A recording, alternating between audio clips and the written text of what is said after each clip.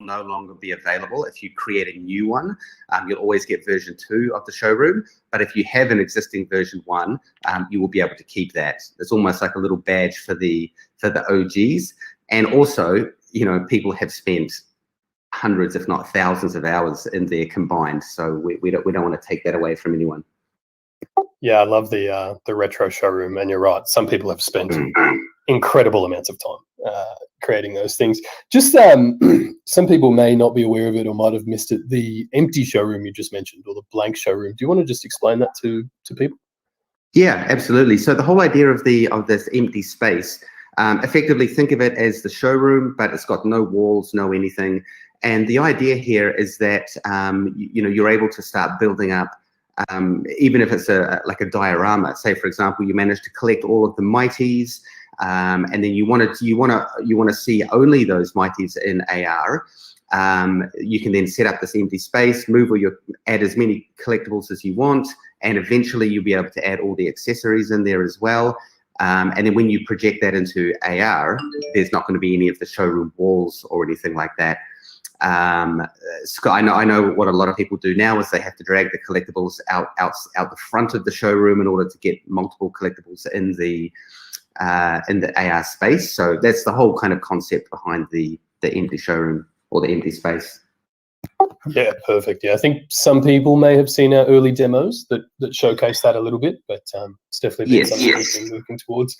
My one question I did have recently, and I can't quite remember the answer to this. Do we have the ability to take AR photos with the selfie camera yet, or is that a limitation on the phones? What that requires is a feature called occlusion, and occlusion is kind of similar to like how LiDAR might work, for example. And what it's able to do is, for example, if I am taking a selfie, it can detect my body, or it can detect a human body, and then it can place the AR elements behind that. So very similar with LiDAR.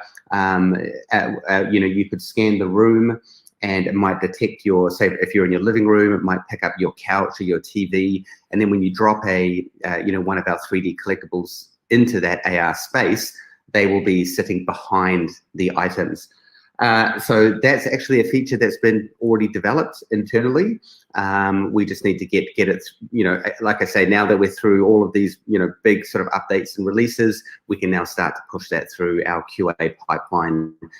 So that's another feature I'm really quite excited about, is building in this occlusion, so we are able to, you know, place objects behind. You know, you could have your DeLorean in a whole line of cars like sitting in the middle somewhere there. Now this is tech that actually comes from Apple and Google with their AR tools, so nothing that we're developing proprietary. So it's not 100%, but you know, still better than not having anything. Yeah, absolutely. I think anything that engages people and enables you to share photos like that is going to be a good thing for the platform anyway. So that's exciting. And yeah, I think we, like you just alluded to, I think we'll whip through a lot of those developments now that these big updates have rolled out. So it's good to be on that side of it.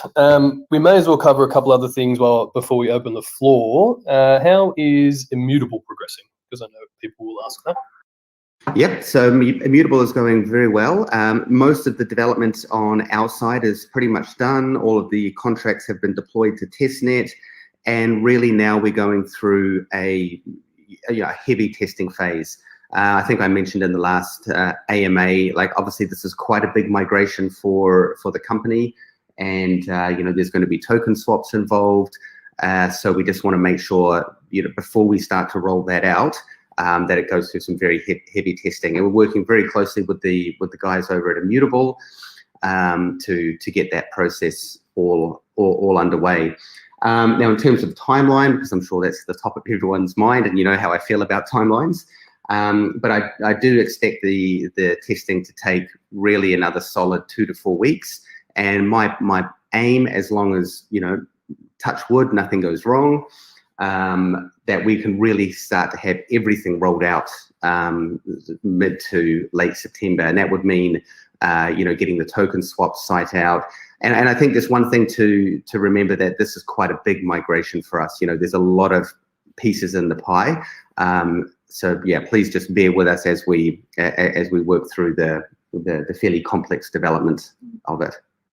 Yeah, I think most people understand that, right? I mean, we're obviously dealing with people's assets and quite a lot of value, and from a technical standpoint, it's involved. So, you know, obviously we all want it to happen as quick as possible, but it takes, when it's ready, it's ready.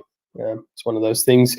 And of course, the other question I'm sure we will get is on the buybacks. Now, I keep people updated on this, that it's with David Yu at the moment, and I'm just waiting on him to approve some things. Dan, I don't know if you have any other updates we can provide on that. That's the same update from my side. Dave's working through that at the moment, and we hope to have some news on that pretty soon. Perfect. All right. Well, I think that's that kind of covers everything that we had going on. I might start inviting some people up to the stage. Kay, if you had any community questions while you're up here as well, feel free. And there is the community chat too, guys. If anyone wants to just drop a question in the what's it called? Voice chat discussion channel. I'll keep an eye on that too. Yeah. So I've got two questions, one from myself, one that's community based, and a small caveat regarding the comic books. So firstly, the screen, when you go into the comics, right now the buy it nows and auctions are mixed up. But if you go to the feed and you find someone's comic book that they've posted on their feed, and then click view in store from that feed UI, it takes you to the comic book, and then you have like little numbers that say, 5,000 and whatever available in the market. If you then click that, you'll then get taken to the screen that actually has the buy it now and auction separate for the comics. That's the only way that we found out in order to separate them. So it's a bit long-winded, but you can actually see the normal screen, and then you can also sort by edition numbers and everything else just like normally. So the two questions. Firstly, the community one is based around the comic books and their collectible status. So right now they don't count towards a set. I think you alluded earlier, Dan, that they would count towards a set, but also because they're comics, they're kind of in their own category, not collectibles. The question is, would comics count towards your collectible count, or will it be a kind of separate comic count when you have a full set of comics? That's the first question. I'll just let you answer that. Yep, thanks, Gabe. So the question was, so any collectible you have in the platform is from our side regarded as the same. So if you own 5 digital collectibles and 5 digital comics, then you own 10 collectibles. One thing I just wanted to be clear on there, Kay, was that right now we haven't got comics set up as sets for the time being, for the reasons that I alluded to earlier. The fact that there's just so low of the rare numbers, and really comics are there to be read. They are still 100% collectibles. There's just obviously they're just a slightly different product. Hope that answers the question. Yeah, that makes sense. Wait, so under the profile, it's going to show up as we have our collectibles are going to show up in the profile, right? Yes, it will. Like I say, we've still got a few updates coming in phase 2 where we need to integrate the comics a little bit more, but they will show up as like the example I just said. Okay. Cool. And the second question for myself is, so you spoke a little bit about the occlusion aspect. I know that comes kind of like as standard now as a feature with Google AR Core. There's a couple of other cool features that I've seen that come with Google AR Core. One that I've used specifically is the kind of bifocal feature. So essentially what you can do is on your screen, when you're viewing something in AR, you can essentially integrate a button that lets you split the screen in half, and then you could use your phone with a kind of headset. I know you guys are kind of leaning towards wearables in the future anyway, but I was wondering if it had been discussed or kind of looked at the bifocal feature, so people can kind of just natively split their screen within the app and then put their phone into a headset that they may own, so they can kind of view it in sort of mixed reality as well. That's just another one-off kind of thing. No, I mean, it's a great feature that comes out of the box, basically. Well, not out of the box, obviously there's still a bit of work involved. But yeah, I mean, it's not on our immediate roadmap, but as we start to roll out all of these additional features with AR, that's definitely something that I can put on the feature backlog. Cool, thank you. Just on that, Dan, I know a few people will want to know, do comics count towards the master collector in any capacity, or we'll release more on that later? Well, yeah. I mean, like I say, it's a collectible that you own, so it will have some bearing on what you do. And in fact, really any product or anything that we bring onto the platform like that is something you own, will contribute. Perfect. Now, team, I'm just inviting a few people up. If you've never been on the stage before, I believe you have to accept the invitation to come up. And then if I can just request people have their microphones on mute when they first make it to the stage, just so we don't get any sort of noise pollution there. And then we'll take it from there. So while we're up here, Shadow NFT, if you've got a question, and then Emoji, we might hit you. Sweet. Yeah, can y'all hear me?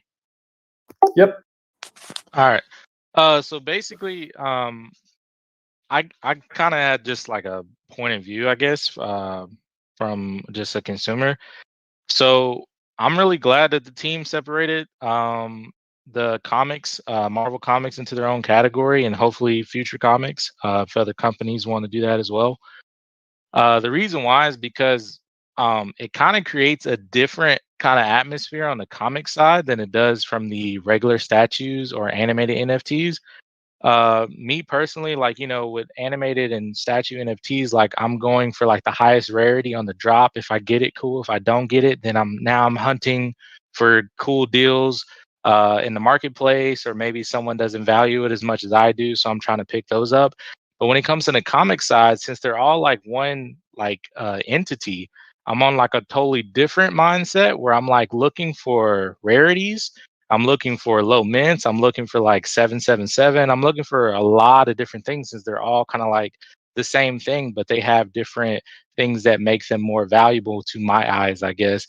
And so I guess I was just wondering, is like, was that always a intention? Did y'all want to like intentionally do that? Because if so, I think that's a great idea, because as we add different types of collectibles, they all come with different type of collectors that will value things in different ways. Yeah, you're right on there. As I mentioned before, the comics really are quite a different product to the digital collectible. And as you say, there are different ways of collecting them because they're a different product. You might go for, you know, for example, you might get a secret rare, but it's a high mint number, and you might want to try find the same secret rare that's a low mint number, or you get a common that's a low mint number that will also have some value in it. So yeah, I do personally see it as quite a different style of collecting with different strategies and different objectives. And you know, for me personally, you know, I really like this kind of diversity in the platform where we're not just, you know, operating off one type of collectible model. And sometimes that's just not possible when we bring out different product ranges like this. Yeah, that's exactly what I was feeling. So that's cool. And then my second question is kind of about the VeVeVerse. I'm not sure if things are kind of still the same, but I did kind of have a question on that. So we've been hearing a lot, and I guess reading a lot about people's different, I guess, beliefs of what the VeVeVerse is going to be. But a lot of, I guess, new things have been coming up. Some of them are like, you know, you may be able to build, I guess, your own like kind of like showroom or mini game or something like that. And then some say that it's going to be more of like you are renting out if you create like a masterpiece showroom, and then you can rent it out, and that might be in the VeVeVerse. Do we have anything confirmed by the team of like what direction y'all are going with the VeVeVerse yet, or is it all still right now kind of up in the air on what direction we're going? So yeah, there is a lot of speculation out there about features, and I will say now that it is going to be impossible for us to include, at least early on, you know, everyone's ideas. But some of the points you touched on there, yes, absolutely will be part of the VeVeVerse. Now that comics has come to an end, we can really I can really start focusing again on moving ahead with the scope that we've got. So what I, as I've mentioned last time, I don't want to discuss it too much now, but obviously to give you guys a bit of an idea of how the VeVeVerse is going to be modeled. And just keep in mind that this is going to be an evolving platform that's going to start off with X number of features, and then it's going to grow and develop and evolve like all of these metaverses should do. So to start off with, we're going to be, it's all going to be based around VV City, which is an area where effectively you can do what you do in the app, but in a much more sort of 3D metaverse style world. Within the metaverse as well, everyone will obviously have their own showroom. In this case, it's not really going to be a showroom. It'll more become your sort of house in the metaverse. And there will be things like land and all that you can purchase in the metaverse as well. So yeah, I am also very excited about getting that feature underway again, and getting some more information out to you. I actually always feel a bit guilty when I'm working on it because it's actually so much fun to work on. I'm like, hang on, this can't be right. I should be totally stressed out and not enjoying myself. But yeah, really looking forward to getting some more info out to you guys. I just don't want to send out any piecemeal information now. I prefer to wait till we've got everything, solidified as to what we're going to do, and then work that into an article of some sort that we can start to roll out. Sweet. So it's fine to speculate, but wait for official confirmation. Sounds good. And I think I didn't expect to in the VeVeVerse have like your own house or crib or whatever ends up being called. Like that's kind of cool. So yeah, thanks. That was pretty much all my questions I had. No worries. Thanks for coming up. Yep. Just piggybacking off that question, just a quick one. With the VeVeVerse, would you be able to confirm, Dan, if it's built using Unity or Unreal Engine? Just because I found that things built with Unreal Engine always look like really beautiful. It's just kind of like they have ridiculous assets, but Unity again has like a lot of nice kind of inbuilt assets. So I was just curious. Yeah, so we'll be sticking with Unity. That's obviously our entire system at the moment. And tools like Unreal, the reason they look so good is because they have live ray tracing and those kind of 3D features which make things look extra shiny. But it's inevitable that other platforms like Unity will be rolling out similar features in the future. Unity has ray tracing too. I think people have this misconception when they say Unity versus Unreal, that it's what they're basically seeing is the out of the box settings of Unity and Unreal, and basically Unreal out of the box just turns a lot of post processing stuff on, and Unity doesn't. But ultimately, it's the visual fidelity that you get of one engine for another is kind of irrelevant to the final product, because that's just how they choose to release their engines. Fair enough. Fair enough. All right. Thanks for those guys. Emoji, if you've got a question up here, feel free. Otherwise, Jack. Then we'll go to Jack. Hey, mate, go for it. Hey, how's everyone doing? Really well. Good. Yeah, the comic book drop was awesome. I just wanted to highlight on that. I had two comic book questions. One's not really applicable for right now, but it's just an inquiry I have regarding the future. And another one, I guess, is a more closer time frame thing. So the first one I wanted to ask is because comic books are, they can be serialized, they have like different volumes or continue off of each other. I know down the line that, there's going to be different upgrades as far as just how they're organized. But would we be able to, once we do start getting these, serialized comic books or in volumes, or kind of organize them ourselves and put them into our own type of collection, so that way we can have our own reference of how we want to group them together? Yeah, great question. We will absolutely be adding those features in as the comic book side of the platform continues to evolve, in a similar way to what you can do with your digital collectibles right now, how you can have on your collection page, you can choose what hashtags to show. Right now, the reason it's set up the way it is because, between now and the end of the year, we're not going to have a huge amount of comics. I mean, there's probably going to be a few rolling out each week.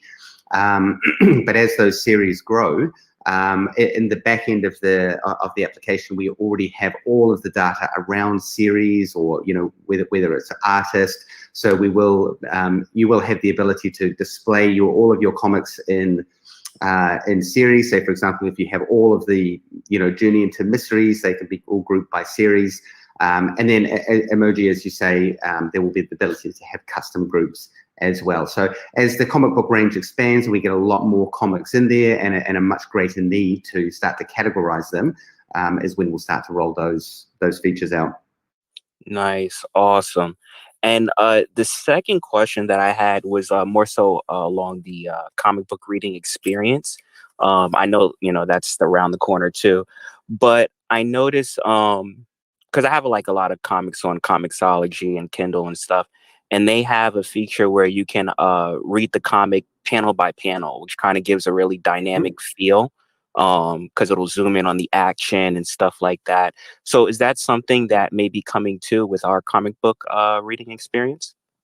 Absolutely, that will be part of the phase 2 comic rollout, which is basically getting underway now, and that's what we refer to as guided view. So yeah, at the bottom of the reading screen, rather than just being able to tap left or right to change page or zoom in, there'll be a couple of previous and next arrows, which will actually jump you through each of the predefined panels in the as part of the reading experience. Like I say, this really is phase 1. Most of the features that you see out there now that have become a bit more ubiquitous to comic reading will absolutely be coming into VV Comics. Awesome. Looking forward to it. Thank you guys again. Appreciate it. And yeah, I'm psyched for tomorrow's drop. You guys are killing it. Awesome. Good luck with the secret rare. Yeah, that's it. Thanks, mate. Hey, just on that, Dan, just out of curiosity and to kind of get some of your vision on the side of digital comics, like, where do you see this going in a couple of years? Do you think we'll get to a point where you zoom in on a panel and it will have sound effects or small animations and kind of become almost like a live book? I mean, I think the major barrier to that is the huge amount of work involved. I mean, effectively, you're taking, a single comic which might have up to 65 pages, and then each panel you're having to go in and animate or manipulate in some way. And that is a considerable amount of work. It's a production in itself, just for a single comic. And then also, obviously, the comics that get delivered to us is the IP of the license holder. So it would really come down to whether that's something that they want to do as part of the IP product that they deliver. I'm going to say that while there may be some features, maybe with AR or whatever, where there's some interactivity on pages, but I would say it's unlikely that we'll ever see fully animated panels, just due to the immense amount of workload. Yeah, fair enough.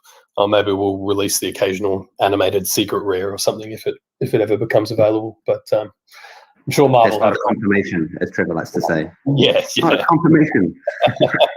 Yeah. But, no, it's cool. It's cool to think about the potential future of these things. But anyway, Jacket B, if you're up here and you want to ask a question, I did mute your mic, so. Yep. Can you hear me now? All right. Go for it. Can you hear me now? Yep. Yep. Perfect. Cool. Happy Friday, guys. Thanks for taking the time and talking with us. I have 2 quick questions for you. One is really just curious on your personal preference here. Do you personally value maybe like a lower edition comic more so than a higher edition rare, or is it really just a personal preference thing? I think it's a personal preference, and it also depends what your outcome is. I mean, we all know that there's a big flipper community within VV, and if you are a flipper, then your objectives or your preferences are going to be different, to mine. Whereas, I mean, for me, number one, I unfortunately don't have really much time to collect anything on VV, but I guess, yeah, for me, in terms of collecting, yeah, a lower mint seems cooler to me personally. I mean, if I got a low mint secret rare, then obviously that's the, yeah, you know, that's a double whammy right there. For sure. So you mentioned earlier, this is what I believe you said, this is actually how it works for real comics. And I'm personally not a flipper. I'm more of a long-term value holder. In the real comic world, which ones has held their value better? Has it been the lower ones, even if it's the less rare cover, or have the covers held their value longer in the long run?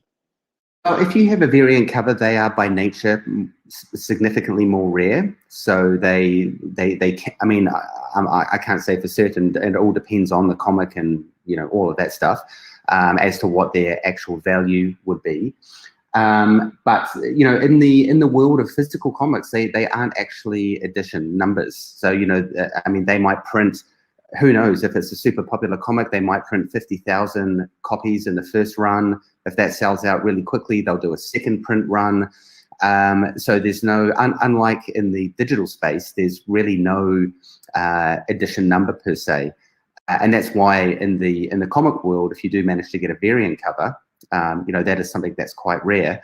But also the other difference in the physical world of comics is that, you know, you might have a, well, yeah, I mean, there are no mint numbers, but it actually comes down to the grading of the comic, such as using systems like CGC, where you might see, for example, like a 9.4 or a 9.6, or if you're super lucky, a 9.8.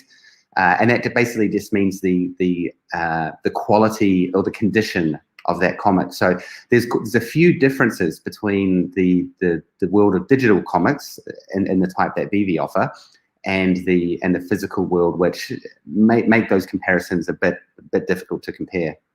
For sure, that totally makes sense. So again, this sounds like real world comics, the variant cover. So maybe over the long run, that's how VeVe comics will be as well. I'll go next to my next question here.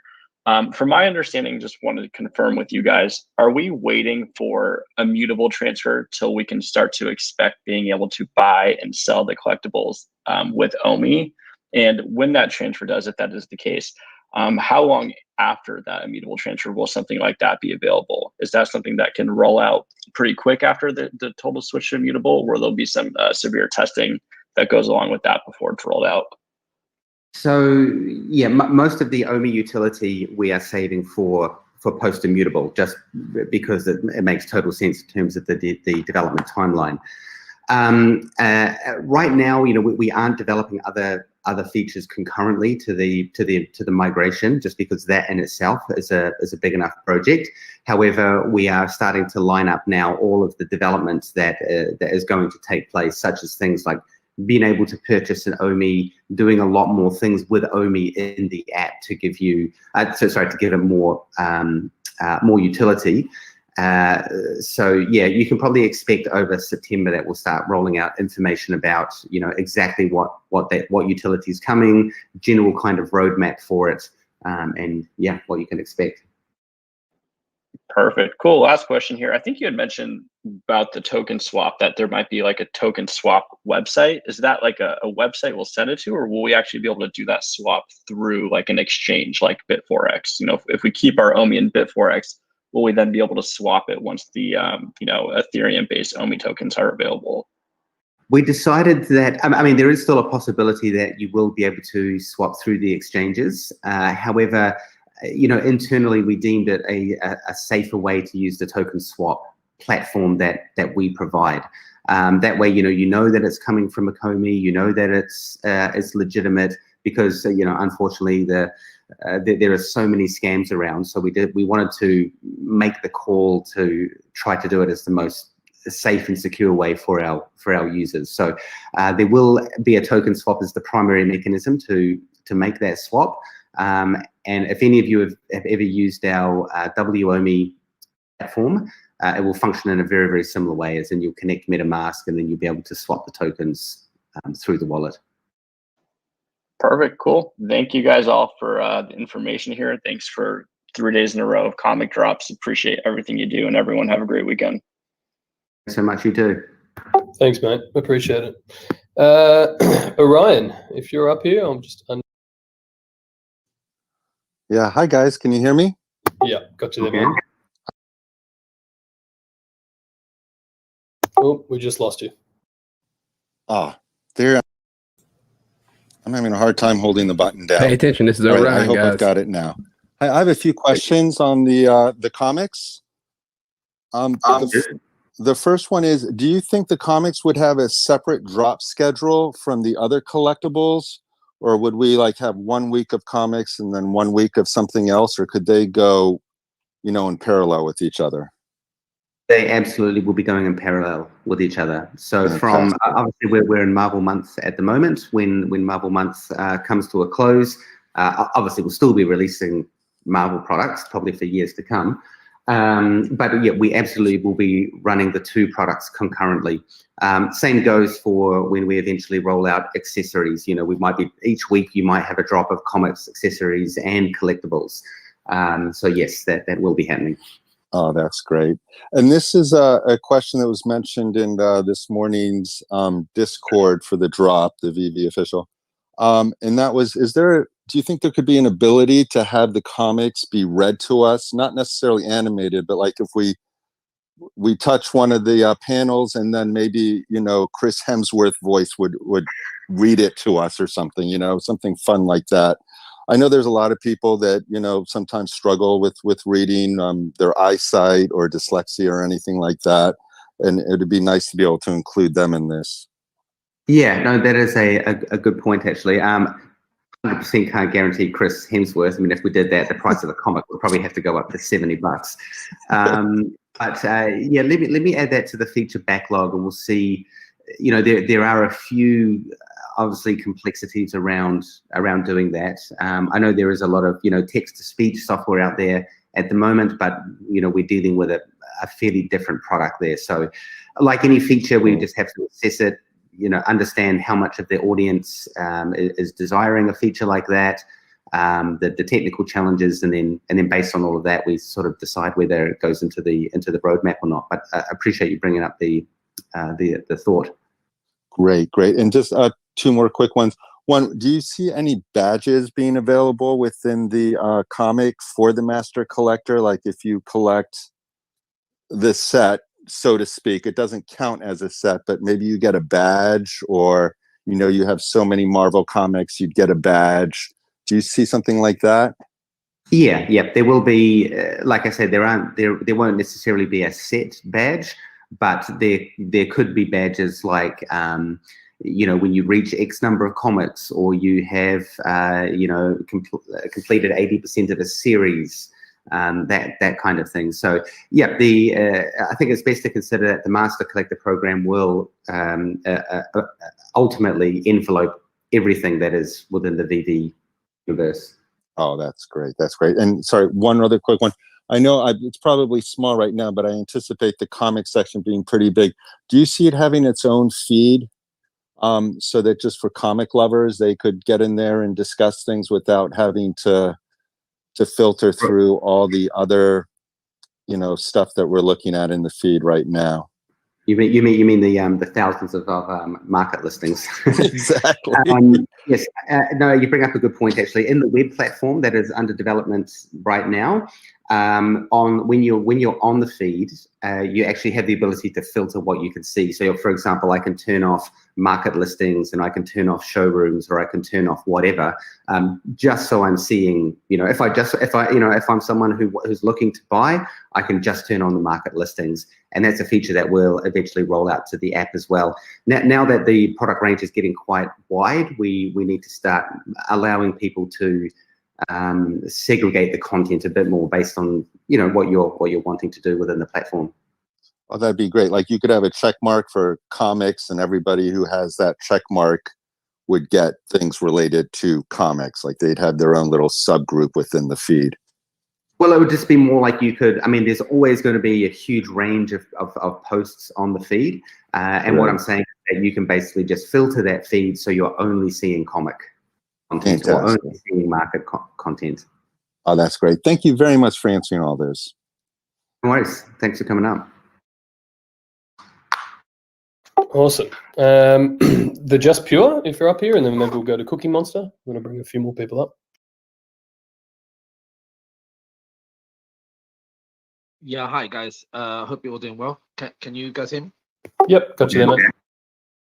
Okay, perfect. Yeah, basically my question was this, and I apologize if you've already answered this previously, but yeah, the question is simple.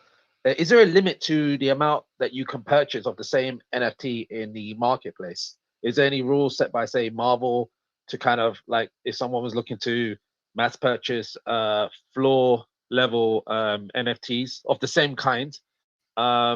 You know, have they set any rules, or has any of the licensors set any rules in that from happening? No, not at all. The marketplace is essentially free and open. The only condition there, as you guys know, with Marvel coming on board, is the secondary license fee that is part of the transaction.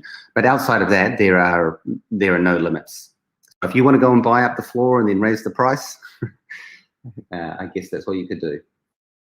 Okay, brilliant. Thank you. That's all I wanted to say, and well done for a great job. Thank you. I feel like we should all rush out and buy comics based on that question.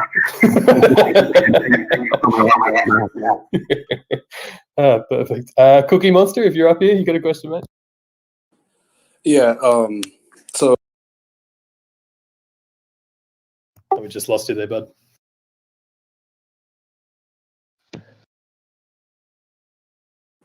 Oh, can you hear me?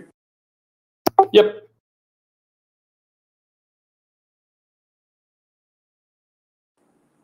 Okay, sorry, I'm having troubles. All right, say just like, God damn it. You might just need to hold the button. Whatever. Get your hell, you've any assigned guys? is there. Yeah, I'm on the phone. That's right. So I know how it is, though. That phone sucks. Shit. Oh my god. It's all right. We might just move to the next one, and we'll come back to you once you've got it sorted. Just shoot me a message. Okay. The game guy, got a question up here? Hello. Just on that, for anyone that comes up to the stage, I think you have to have a hotkey assigned, and you push it to talk, almost like a walkie-talkie if you're on a computer.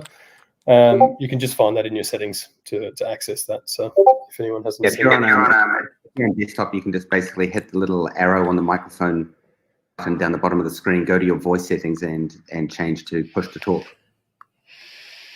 yeah, my fat fingers just keep sliding. Classic. All right, let's go. The game guy, if we've got you, and then we'll come back to you, Cookie Monster.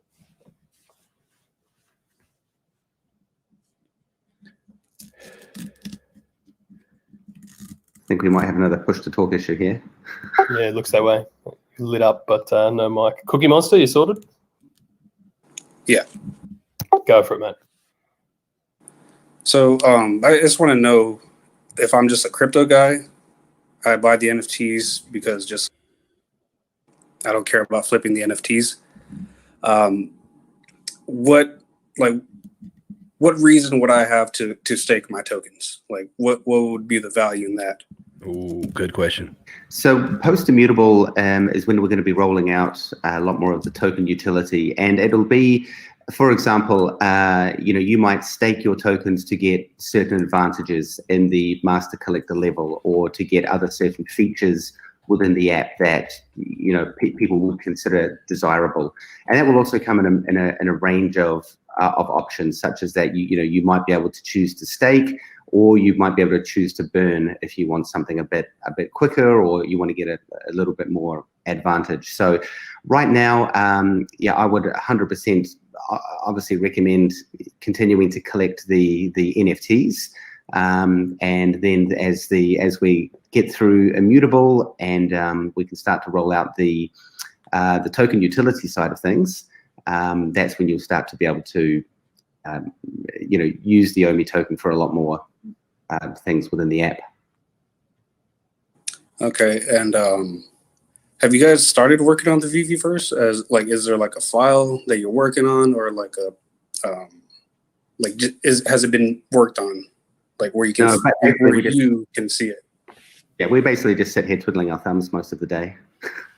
No, absolutely. I mean, there's a big technology ask So that's been the primary focus over the past, let's say, 4 months. And now that we've got that sort of technology backbone in place, because obviously in order to run a metaverse, it's not like what we do now with just spitting out a few collectibles. It's a far greater technological challenge with, the ability to have multiple users, shared spaces. So really the phase that we're moving into now, which is, kind of why I'm quite excited, is really the visual aesthetics side of things. So heads up, Trevor, we'll be having a conversation next week about designing the sort of the theme and the look and feel of what the VeVeVerse is going to be. Oh God. How I demanding appreciate I am. that. I apologize in And advance. just as a suggestion for like people complaining about the feed, like maybe you guys can just like put a forum, like Reddit or something, like that looks like Reddit on the web platform or within the app, just like people can talk, and then still the feed is so people can share and list themselves. Yeah, no, I do understand what you're saying. We will have like friend-like features coming in and messaging between users. Where I'm a bit 50-50 at the moment is that there's obviously a lot of platforms out there already that very successfully do what Reddit does.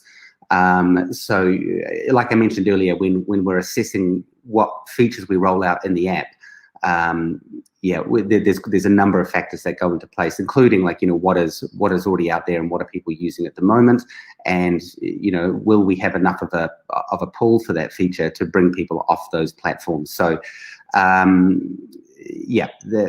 are some community features coming, but I can't guarantee 100% that we'll have a Reddit type feature in the platform.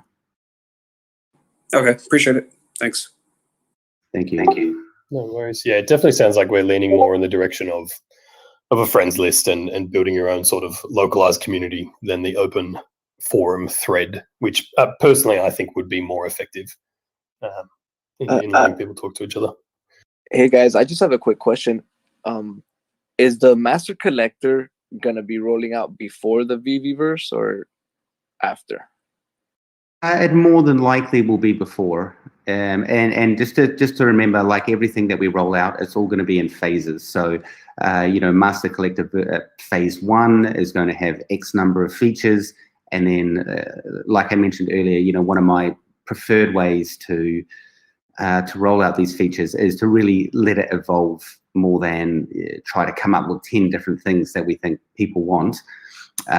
So yeah, I would anticipate phase 1 will come out first because the VeVeVerse itself is a much bigger ask. But again, same deal with the VeVeVerse as well. That's going to be rolled out in a bunch of phases, and then eventually other areas or other locations within the VeVeVerse will open up as they come to fruition. I can hear Trevor groaning in the background already. Like, what are you saying? Enjoy it, Trevor. I'm just watching the scope balloon. It's very funny. Gets bigger every day. It's great. Oh, it's too good. All right. Hopefully that covered that. So we'll just go through this. Pains 7788, if you're there. Yeah, just 2 quick questions. One, I'm not wanting you to allude too much, but would you say that the utilization of the OMI token when we switch over to Immutable would be on par with, like, let's say Axie Infinity? Would it be that integral to the system or less? The balance that we need to take, as we've always said with VeVe, is that it is a mass market product. So we need to make sure that that the crypto components in there aren't an initial barrier to to new users coming in, say from the comic world or from the collecting world, or even just from the general audience. As Reese mentioned before, VeVe has started a lot of people collecting who never really used to collect. And because of that, a lot of the token utility will be more around advantages to you as a user or as an OMI token holder.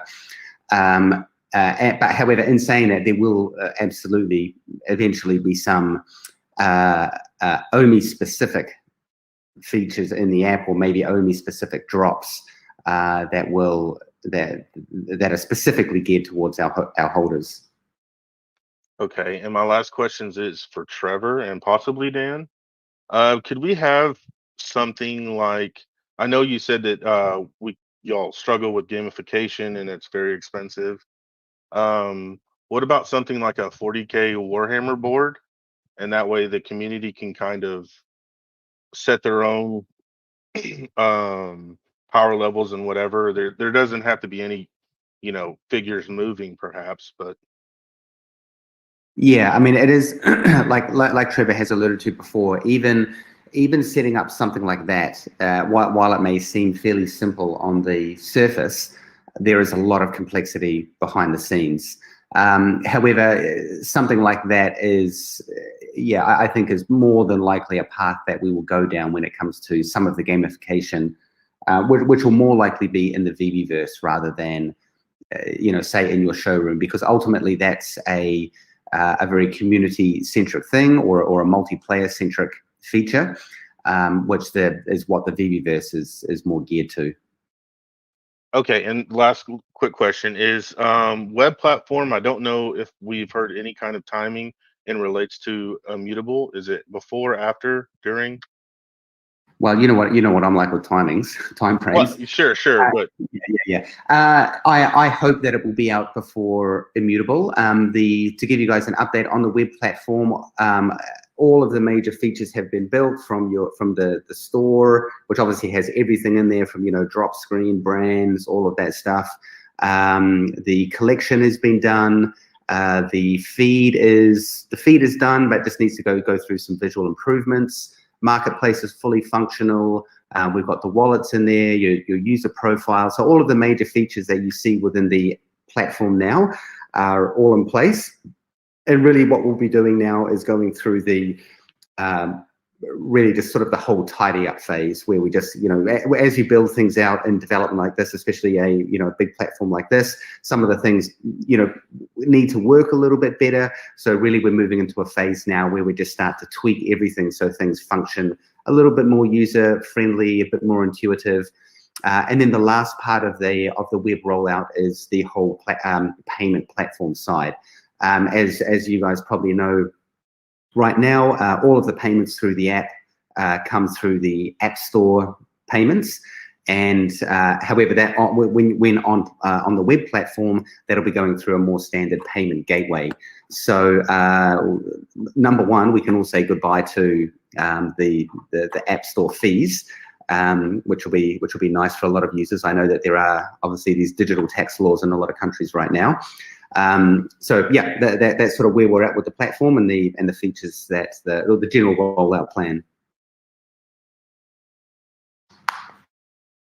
Perfect. Hopefully that answers some of those questions. I wouldn't mind just taking a moment to expand on the use of OMI within the app as well. I think it's important for people to realize, like, obviously we're adding utility and use cases to the token, but the point of that is to really create an economy around the token.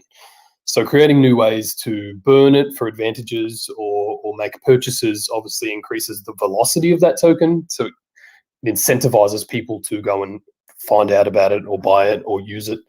And really the idea of aligning that within the app is to make sure those incentives are strong enough or useful enough to people who are enjoying VV to go and also use the token. So yeah, a lot of that, the initial implementations will be sort of very specific use cases, but the idea is that they all piece together to create this economy around the token within the app. That's why I love Reese right there. That's why I love it. I'll probably just leave that on that.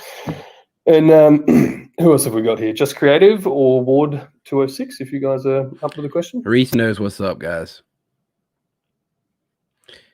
He knows a lot of people about OMI. Yep, got you there, mate. All right, gentlemen. First of all, I want to say I appreciate it. I know you guys work hard on everything. And I got two quick questions. First one's the NFL.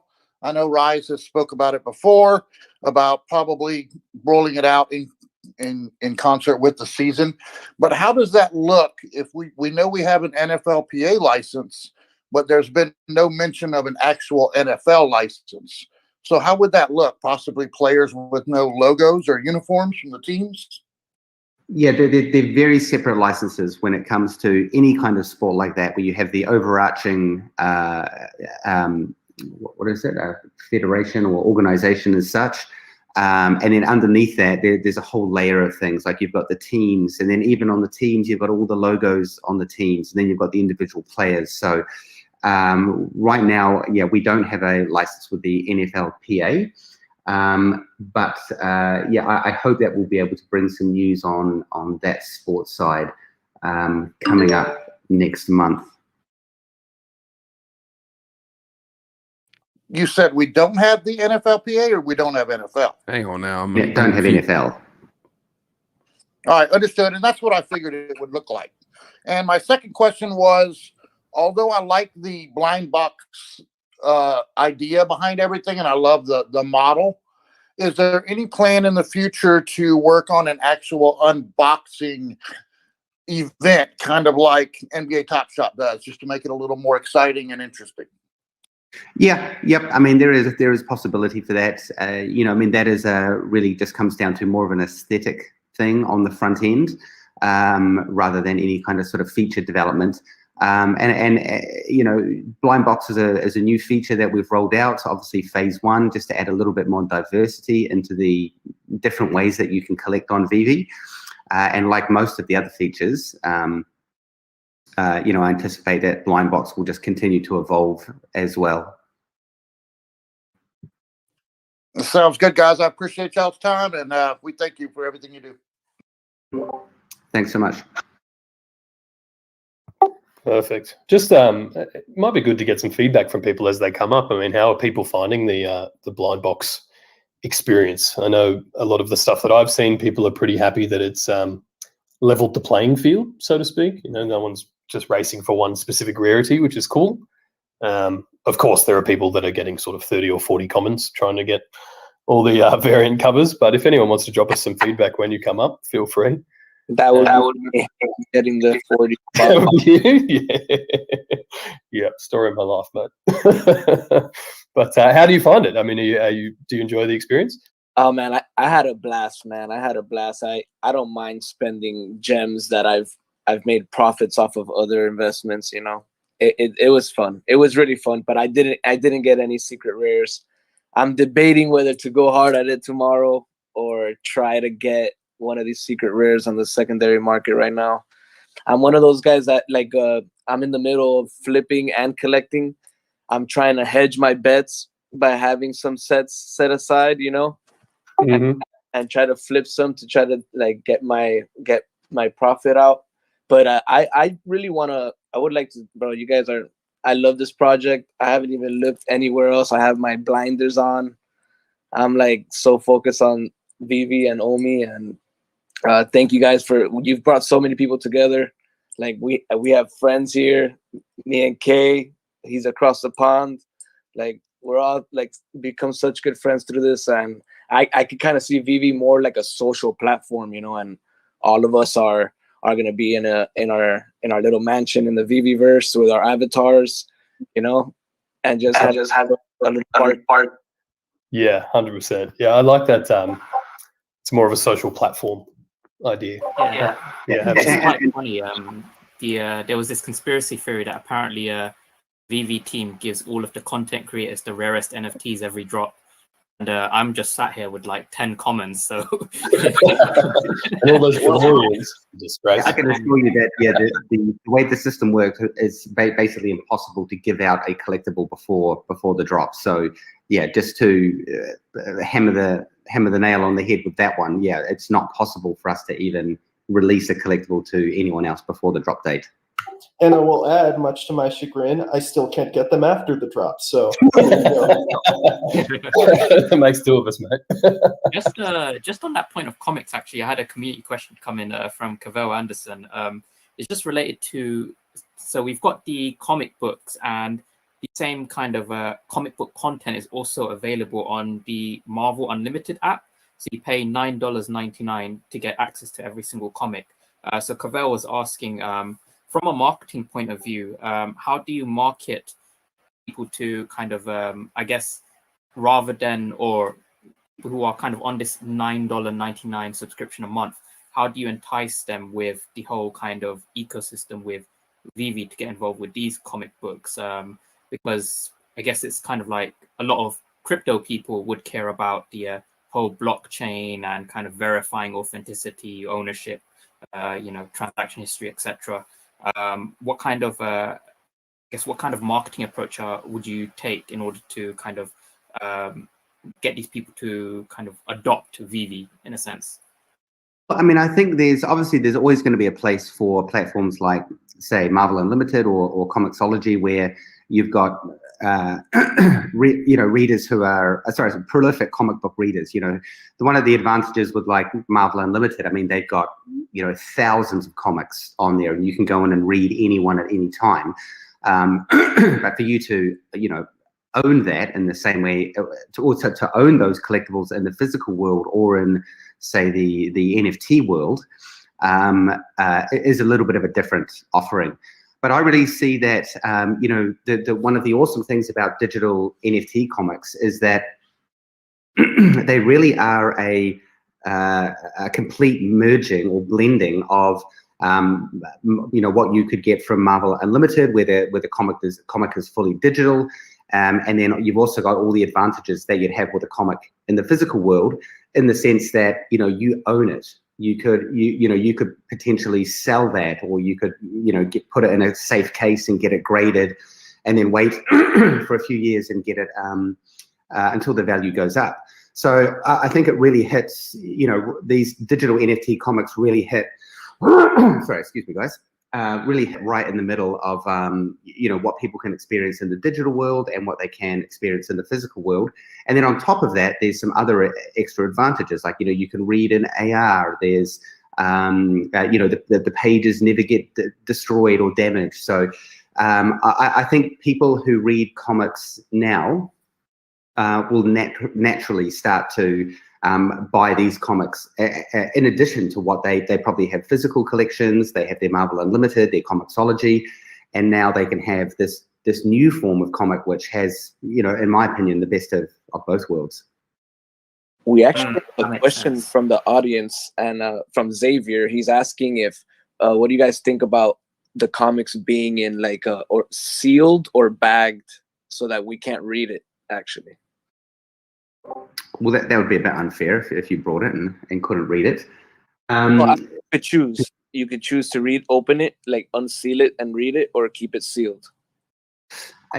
Yeah, I mean, I have to think about it. I mean, there's in the physical world, there absolutely is a reason to keep it sealed or unopened. I mean, even with collectible toys, a lot of people will buy two, one that they can open and put on their shelves, and they put the other one away, still in this box in storage. But I mean, yeah, I don't know if there's too much of an advantage in the digital space to say, hey, this comic's never been read. So I really need to think about that one. Well, in the VeVeVerse, I could see that you're coming into my house and there's my comic that's inside a sealed bag, Yeah. I mean, there absolutely could be an accessory that you could put it inside, but yeah, like I said, I'd need to consider whether there's enough demand for that type of functionality out there to have a comic marked as never been read. Yeah, and I mean, like, I think that's kind of the point of taking these products digital too, right? The same as the collectibles. I mean, you've got something you can actually play with and interact with that always remains in mint condition. I think that we kind of don't need that functionality in the digital space, and it's okay to create those differentiations between the products. But my view on it as well. Yeah, that's my thinking on it. Okay, we might go to the next one, the Rebel Duck. If you're up here and have a question, feel free. Hey, everybody, can you hear me all right? Yep, we've got you there. Excellent. It's my first time jumping in, so I've been listening for many months. I'm pretty excited. I got something for everybody. I got something for a check-in. I got a story and a softball. So I got to check in with Noah. I want to say thank you for a like on one of my posts. It was pretty cool to have a picture of the barbecue and one of my collectibles deciding to hang out and deciding it wanted meat and you liking it. So just wanted to give you a heads up that that goes a long way, and I appreciate that. We're heading over to BC. Oh, go ahead, Noah. I see you talking. Oh yeah, I was just gonna say, of course, you know, we always love seeing cool community content and, you know, sharing if we can. So yeah, thanks. Awesome, thank you, BC Trevor. I decided I haven't played video games in a long time. I've been very focused on VV and loving every second. I think there's another word for it, but very focused on VV and loving every second of it.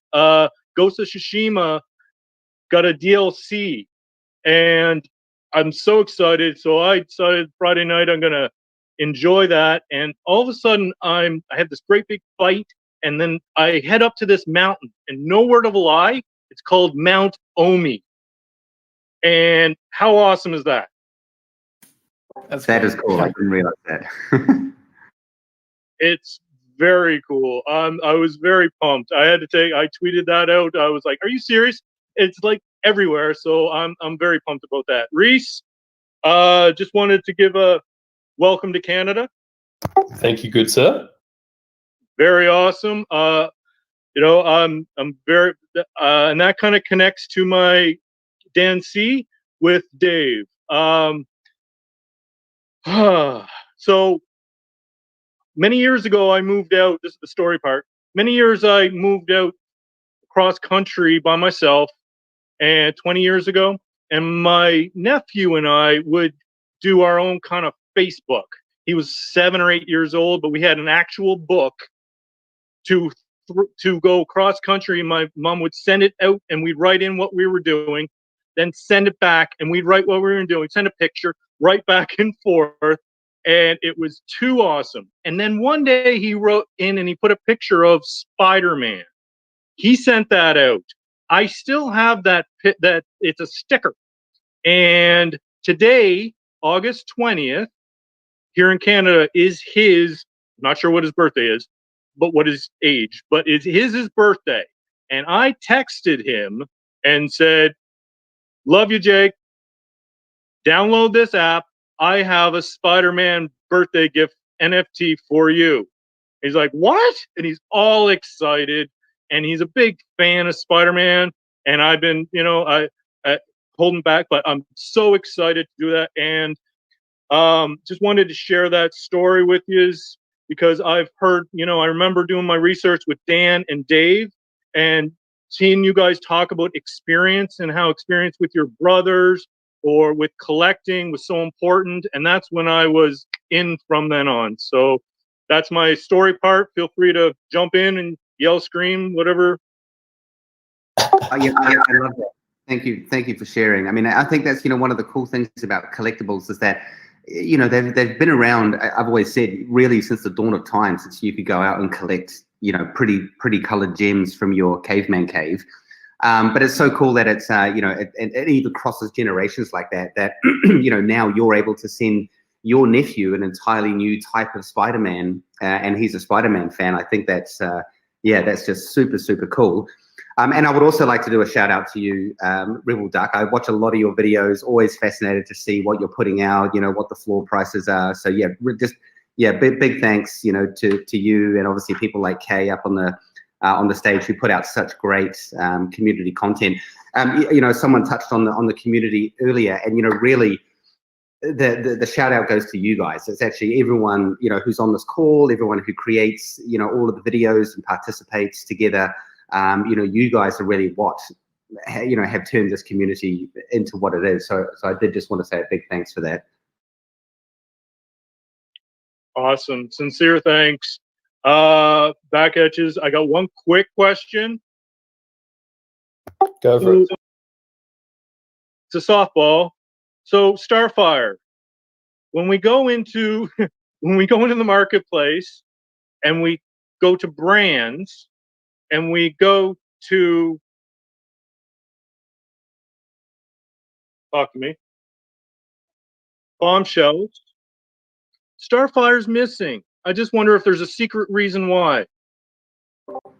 Now, right now, I believe I'll have to double check that one in the back end. I think they're both. It depends whether you're going into the Bombshell, because Bombshell came out as her own basically set, and so did Starfire. So it actually just depends whether you're browsing by the Bombshell brand, or maybe you're potentially clicking on the Bombshell. Sorry, the Big Barda or the Starfire series. I'll double check that. I know there is one or two bugs in the market brands at the moment, where when you click on a brand, then some of them are not showing collectibles. So let me follow up on that one. No worries. I just wanted to give a fun one out there for us. I sincerely appreciate your time, and I haven't missed one yet. All the best. Cheers. Thanks, man. Appreciate it. Fancy Fingers, you got a question up there? Hey, what's going on, everybody? Thanks so much for the past couple of days. They've been awesome drops. You guys are doing a ton of work, and I feel like sometimes people don't appreciate all the work that goes into it. They want things to change in the app immediately when they don't think about how much work goes into it. So thanks for that. I got a couple questions about OpenSea. If and when we can list certain items on OpenSea, maybe like a Jermaine Rogers rabbit, are we going to be able to, if someone were to buy that from us on OpenSea, I know it won't look the same way it does in the VeVe app. Will they be able to take it from there and then put it back into the VeVe app so that they can get the 3D view and all that? Yep, 100%. That's exactly how the intention for the collectibles, when they do eventually go out on the open market, is to work. That effectively, you can buy the ownership of that collectible with obviously with some associated metadata. But if you want the full VeVe experience, then you'll be able to transfer that ownership of the collectible back into VeVe, and get access to the models and the showrooms and all that kind of stuff. That's awesome. That's humongous. Okay, and then another thing with OpenSea, will the original artists who've been paid, like Jermaine Rogers or Ron English, will they be able to get a percentage if something is sold on VeVe in the smart contracts? Will they get a throwback when changes are made? Well, that's one of the primary reasons we went with Immutable, because they are geared to have, they've got like the royalty kind of structure built in to the back end. So assuming it's staying on layer 2, and obviously Immutable is getting integrated into, a wide number of exchanges, marketplaces at the moment. And really, that is, as I mentioned in the last AMA, is how I see the licensing and artist landscape shaping out as we move forward. A lot of artists these days are at a slight disadvantage, because they might sell their piece originally for, let's say, $100, and then they all of a sudden become famous, and then that same art piece that that they created gets sold for $10,000, but they never are able to obviously have a piece of that. And as most people on the call probably know, that is one of the differentiating factors between having these digital assets. So that's absolutely how I see it playing out. That's awesome. Super, super good questions. Very excited. Thank you, Reese. Thank you, Dan. Thank you, Noah. Thank you, Trevor. Appreciate it.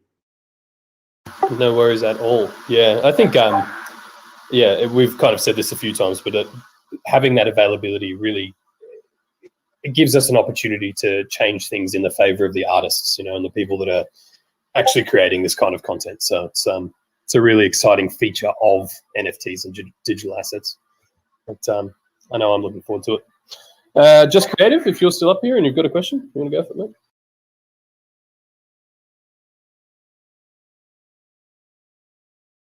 Still can't hear you on the mic there, bud. I don't know if you've got to assign a button. I've got a community question if Just Creative's not there. Yeah, go for that, and then we'll see if we can sort the sound out. Oh, perfect. So Reese, I think it might have been you or one of the VeVe social pages that posted the little tutorial on where to find the comic collectibles tab, because a lot of people couldn't find it. I don't know if any of you guys noticed, but in that video, you made it visible that the Miles Morales comic is in there. So some people kind of noticed that. I'll jump in there, Kay. Any of those graphics that you see are basically mock-ups that I created, and foolishly I typed in Miles Morales, forgetting about the absolute detective work that all the community does. Thinking back now, I should have put something way more exciting in there. But yeah, just a graphic mock-up. Sorry, guys. Okay, yeah, yeah. Actually, yeah. So just on that point, actually, so the community question was, you guys have like, I know you've got the comics that we've released so far, but do you guys have like the whole kind of Marvel, same ones that they have on that Marvel app where you pay $9.99? Do you have access to all of those, or are those like separately negotiated licenses that you'd have to go through? Well, I don't want to go too much into our licensing deal or terms with Marvel. Initially we absolutely won't have, whatever their catalog is, 32,000 comics on there. However, we will be still producing a decent quantity of comics each year, and I guess depending on the success of that, the popularity of it, it'll stay as is or grow potentially based on the popularity from the audience. Cool, thank you. All right, Just Creative, we've sorted that out. Hi, good afternoon, guys. Can you hear me? Yeah, we've got you now, bud. Okay, perfect. I was having a problem with push to talk. This is kind of this is my first time on Discord. I want to thank you guys for having me on stage. You are more than welcome. Okay. Just make sure you're holding that button down when you're talking, otherwise we lose you. I got it. So I just had a quick question and a kind of out of the box idea that I don't know how complex it would be to implement. So let me just start off with the question. So as an artist and an independent artist, I was wondering, after the Immutable transfer, would you guys be open to having independent artists submit content ideas to you or decks? Right now, VV's focus really is more on premium content. So obviously, as you guys know, the bigger brands, and then we have obviously brought on a range of established artists. And for the time being, that's really the category that we want to stay in. There are a lot of platforms out there that allow artists to mint their own NFTs and then and have them interoperable and then sell on other platforms. So that's sort of our position on that at the moment. However, we will be bringing in another feature in the future called Artist Alley, which is where we'll be looking at potentially allowing artists to do sort of more one-of-ones. But again, that is still going to remain sort of more in the premium category of artists. Right. Okay. Thank you for that. Also, my other idea was kind of touching upon what you guys spoke about a little bit earlier with having maybe the comics being in a case. I was thinking maybe if you guys implemented kind of like a wear and tear system where after a certain number of trades or peer-to-peer transactions with, let's say, a specific comic, if it wasn't in a case during that trade, you could kind of see like a visual deterioration. And then maybe the cases could be made with OMI, maybe the comics could be repaired with OMI. What do you guys think about that idea? I mean, I'm not going to lie. It is something that that David and I joked about. That as you read the comic, it would get more wear and tear, and then hey, maybe you pay a certain amount of OMI or a certain amount of gems to repair it. But I think that really goes against the inherent nature of digital assets, which don't deteriorate over time. So I mean, there could be some items out there that could perhaps decay over time, but would really need to look into the yeah, the viability of that. Like, you know, somebody might be a bit annoyed if they buy something and knowing that it has limited tradability in the future. But you know, I mean, it's the functionality is wide open. So if it was something that we got more feedback on, it's something we could potentially look into. Right. Just some ideas. Thanks for having me, guys. No worries, man. Yeah, personally, I mean, I really like that idea. As you just said, Dan, it's hard if you've bought this digital asset that's meant to remain pristine and then it eventually wears just like a physical one. But you know, we've speculated or talked in the past of that sort of functionality maybe with your vehicles. You know, once you can drive them around and the technology develops, well, maybe if you crash your drivable DeLorean into a wall or something, then it remains dented until you pay to repair it or something like that. So I guess there's always possibilities of those configurations in the future. Yeah, I'm pretty sure where there will be mass accusations of cash grab. Yeah, that's fair. That's fair. As long as I can run the digital garage, I'm fine with it. We will do what we want.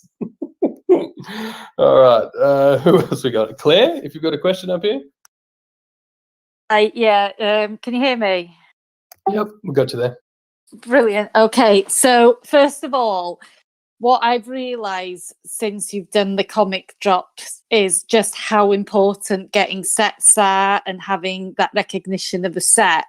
And obviously with the comics, it's not the same, and it's kind of feels strange that if you were to have a common, an uncommon, a rare, ultra rare, and a secret rare, it's not recognised. And just finding the listings in the market is a nightmare at the moment as well, sort of thing. Just as feedback, really. Yeah, that's being developed. So there'll be sorting features and filters again for comics too. Next release, Claire, which I'm hoping we'll have out around midweek sometime. We'll have the marketplace up to the same standard as the collectibles. Now, yeah, obviously there's a fairly common question around the different covers, and as I mentioned earlier, you know, the comics really are there for reading. I mean, you buy that comic, you collect that comic, you can read it, and then you can on-sell it.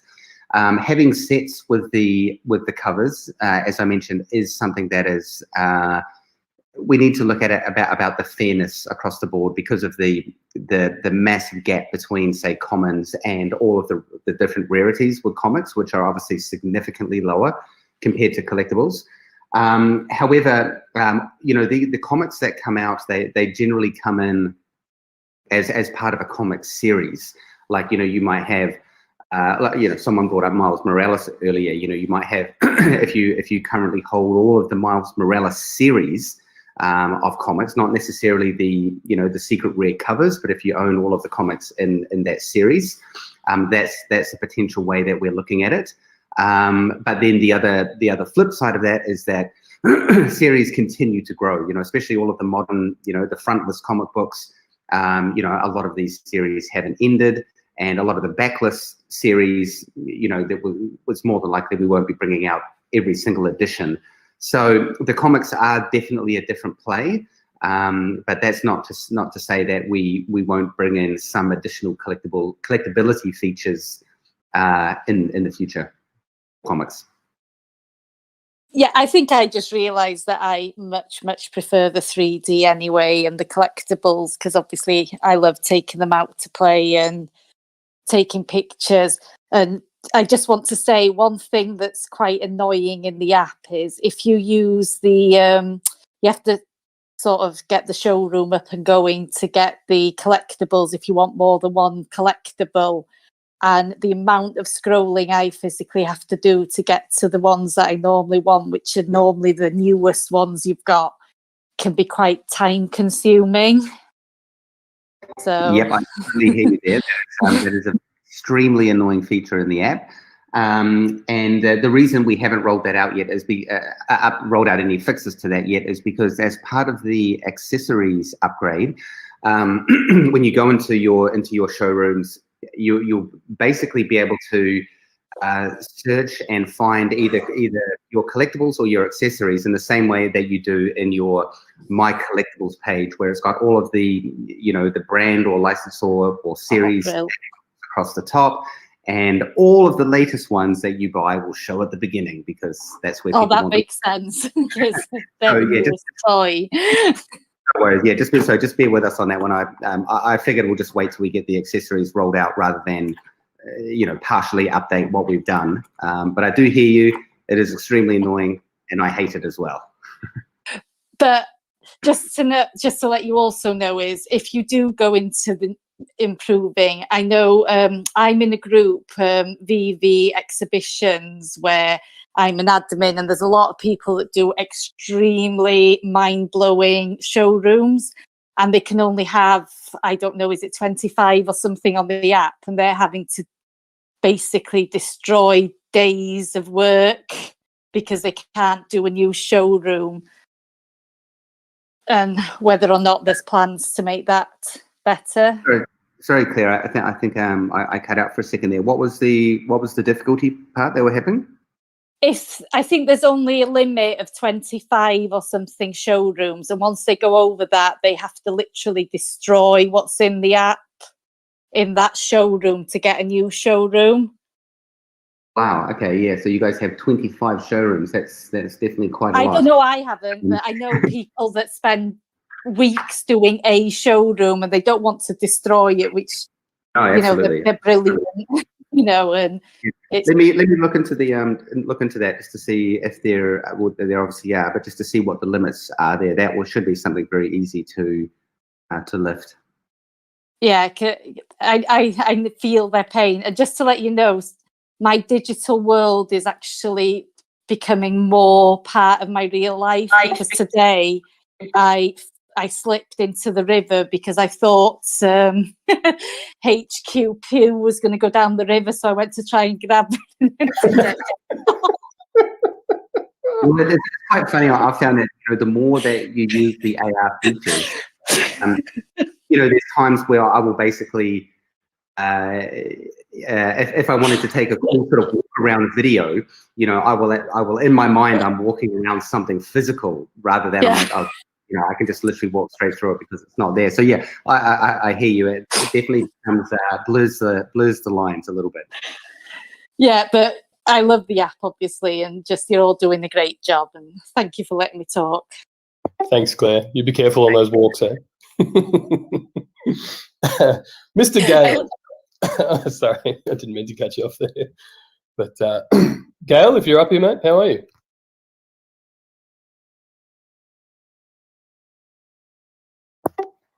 Got some mic issues there, my bud.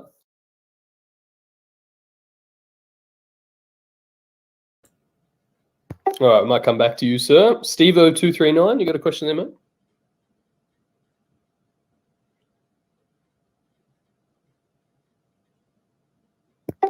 Perhaps not. Just remember, you guys, you need to push to talk to interact with us. Maybe we'll go to Trollian and then we'll come back.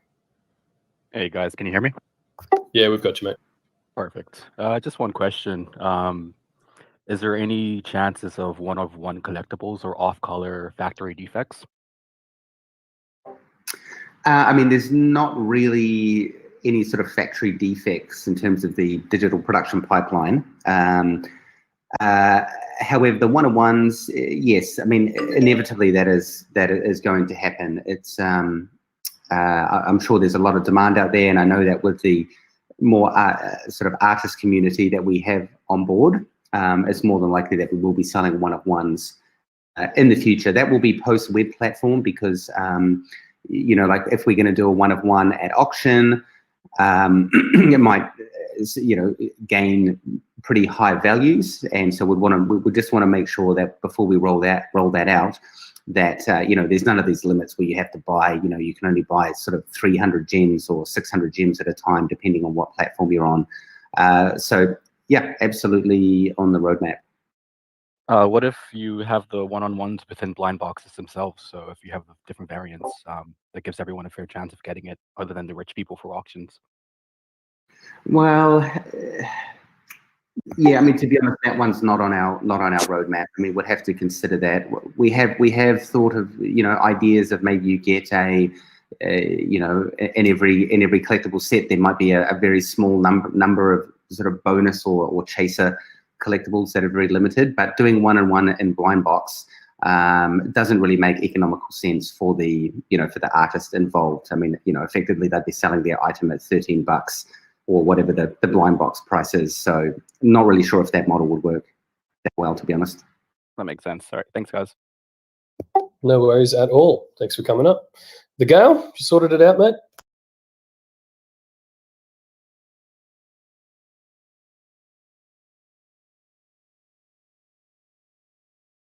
No dice. Well, I can't hear you, so I'm assuming no one else can. Stevo239, you got that, mate? Can you guys hear me? Yep, got you now. All right, cool. So I understand you guys don't like to use dates and times because it puts you guys in a tough position. But basically, my question is regarding the MTL cash out option, because I have NBA Top Shot friends who have big accounts. They're very hesitant to put big money in because they can't get big money out, and they want to have quick access, in and out, so they can move from project to project. Is there any updates you can possibly give us about that? Yeah, as I mentioned on the last AMA, the cash out process is coming along very well.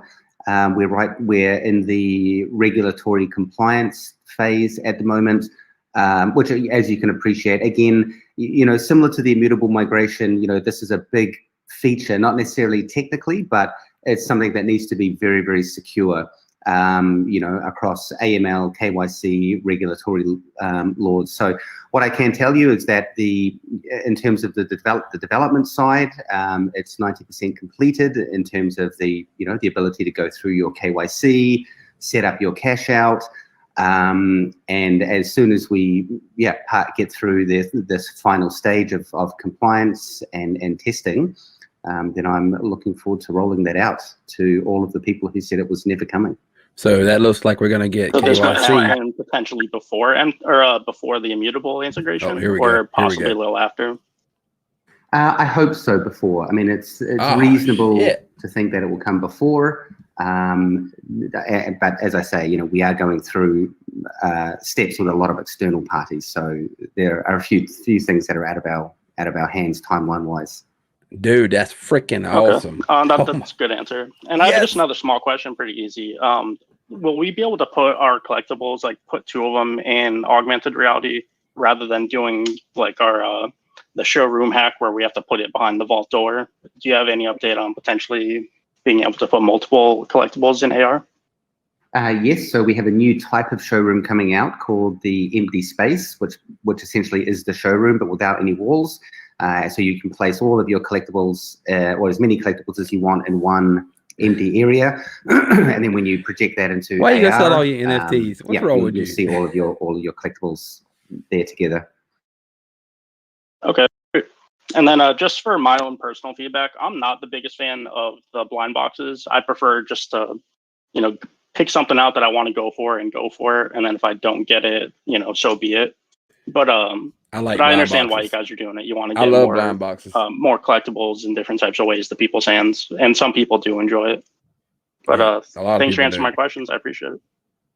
No worries. And yeah, just to touch on the blind box. I mean, obviously there's people who like things and don't like things, and that's ubiquitous across the app. But on the flip side, there are a lot of people who love blind box. So I think it's really about making sure that we are bringing out products that are a lot more diverse and give people a chance. Blind boxes are always going to be a lot cheaper, but you have that chance or the opportunity to score something rare. But then with the premium statues and any of the more expensive items that VeVe offers, they will always, well, I won't say always, but for the most part will always remain as your standard first in, first served type of thing. Just on the note of blind boxes, I know when people saw that rollout, everyone started getting excited for the LOL dolls because that's how they sell their physical products. I'm guessing it's fair to assume that that's how we'll roll out the LOL dolls as well. I'm not sure, actually. To be honest, the LOL dolls are very complex assets. You know, as I'm sure Trevor can testify. You know, even though they might seem like very simple characters, you know, they've got hair and all that kind of stuff, which in the 3D space is a lot more difficult to create. Yeah, David and I really do need to sit down and really work out as we get closer to the drop date of LOL as to the best way that we're going to drop those figurines. I mean, ultimately they are, you know, for a younger audience, you know, we really feel that it's a good opportunity for parents in the same way that, you know, Tokidokis have been used with you know, parents and children. So yeah, I don't really have an answer to that one just yet, but I guess it will be revealed before we drop it. Yeah, that's it. We'll find out. Maybe we get to a point where some of them are the premium models and some of them get sold in blind box or something like that. We'll just see how it plays out, I guess. We'll maybe go for another 20 minutes or so, Dan. Does that suit you? You got enough time there? Yep, that works for me. Okay, Wooloo, if you're up here, feel free. You may have to do the push to talk thing as well, mate, if you haven't before. And maybe Blogger while we wait for that.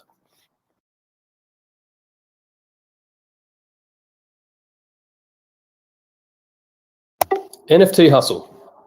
Your mic working? Yes. Hello. Go for it, mate. You hear me? Yep, we got you there. Perfect. I want to thank you guys. What have you done? This is like a collector's and a geek like me's wet dream. I love what you've done with the project. I just have one question. The mid numbers, you were saying that you have a purpose for it on the comic books. I don't understand very well, but I was gonna ask you guys if, for example, I got the secret rare. I got very lucky. I couldn't believe it. I almost had a heart attack.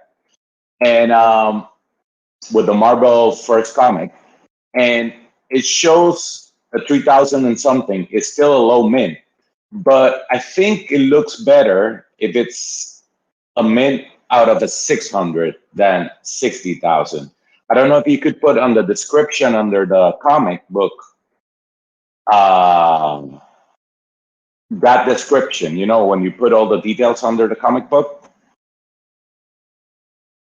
Yeah, I guess right now we aren't displaying that this secret rare cover is a 1 in 600. I think we're just showing the total.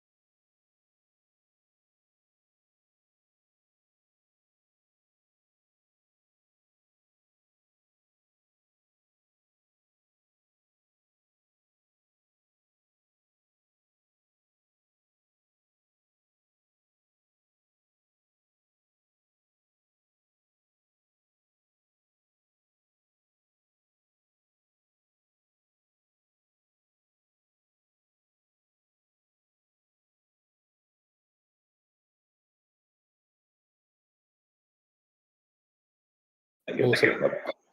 Wooloo, I'm going to unmute you. We'll see if you've managed to get the microphone going. If not, there's a little settings icon, the little gear icon, and if you go to that and go to, I think it's video and audio or something like that, there's an option to assign a key that you then push to talk. So you may have to do that first, but I'll keep you on the stage for now, and we'll go to the next one. Bloggo, if you're around, if your microphone's working, let me know. I'll bring a couple more up as well. All right, doesn't sound like those two mics are working. So McDevlin182, if yours is, feel free to jump in.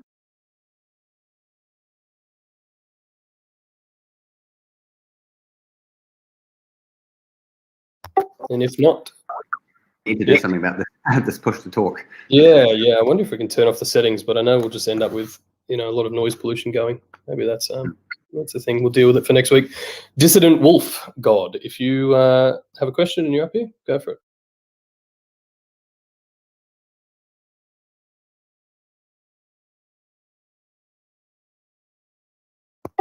Okay. Hello, can you hear me? Oh, yep. There we go. Okay, great. Yeah, first of all, I just wanted to congratulate you guys on what you've been doing. This has been my first involvement in NFTs.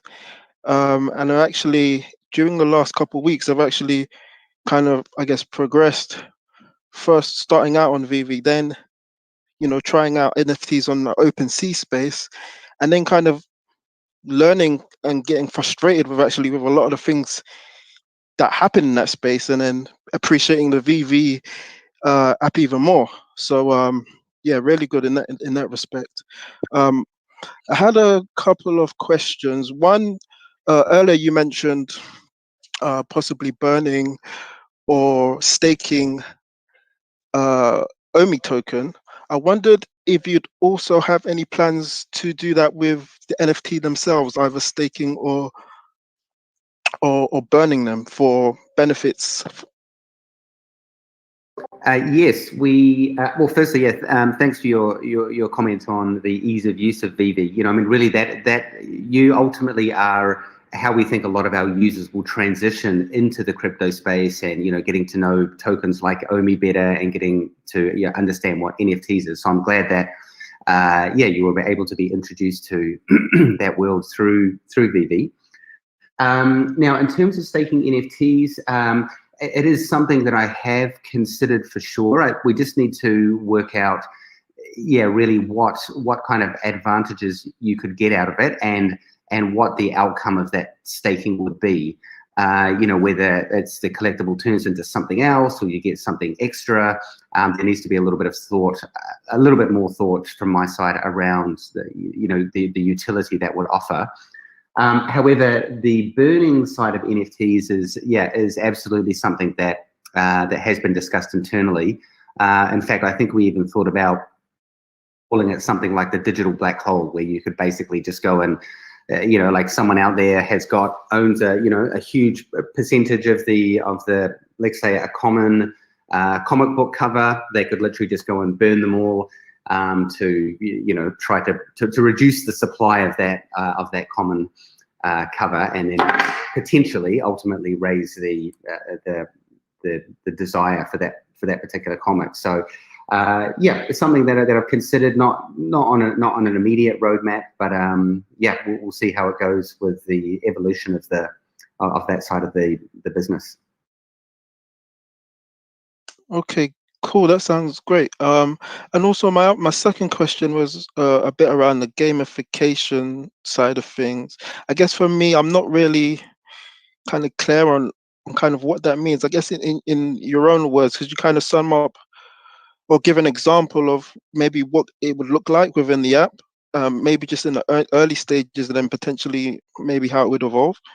Well, I mean, gamification is a very broad topic. I mean, in a sense, collecting sets is a form of gamification, as in you have this game loop, this game cycle, where you come in to try and acquire the collectibles to complete that whole set. And then as part of the master collector, there will be, basic gamification as well. That's on one very simple end of the spectrum, and then on the other end of the spectrum is where you want to be able to race your DeLorean or your Ecto 1 against other users. That second example is a significant, technical, I won't say technical challenge, but it requires significant technical resources to run and maintain those kind of games. So it's not likely we'll see anything like that in the short term. But I do hope as the VeVeVerse evolves, that we will see parts of that universe that are gamified to that degree. And whether that means, we allow users to create their own mini games in the same way that Roblox does, that part of the future is still to be determined. But obviously gamification is a huge part of the world that we live in. So it is something that we want to build into the system, but we've got many steps ahead of us before we reach that point. Brilliant. Thanks There you again go. for getting me on. And yeah, I really appreciate what you guys are doing. Gamification will come a lot worries later. at all. Thanks for coming up. All right, Wulu, let's try you again. And if it doesn't work this time, it's probably just going to move you to the audience. So if you've got your sound sorted, go for it.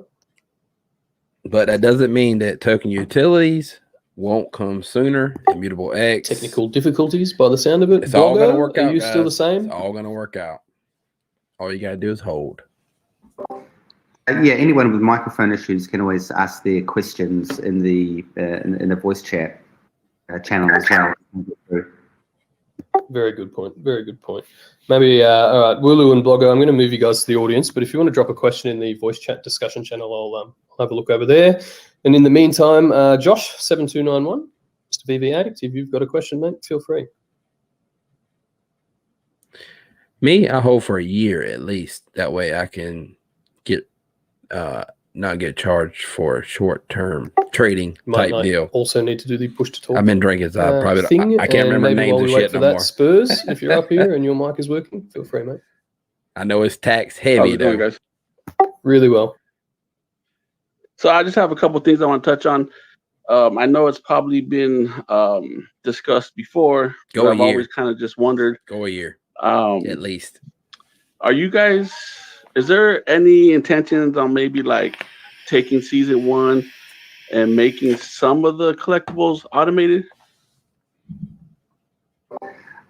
I mean, anything's a possibility, but I think right now some of the attraction of the season 1 collectibles is the fact that they are what they are. I mean, it's like we're starting to move into our generation 2 collectibles now.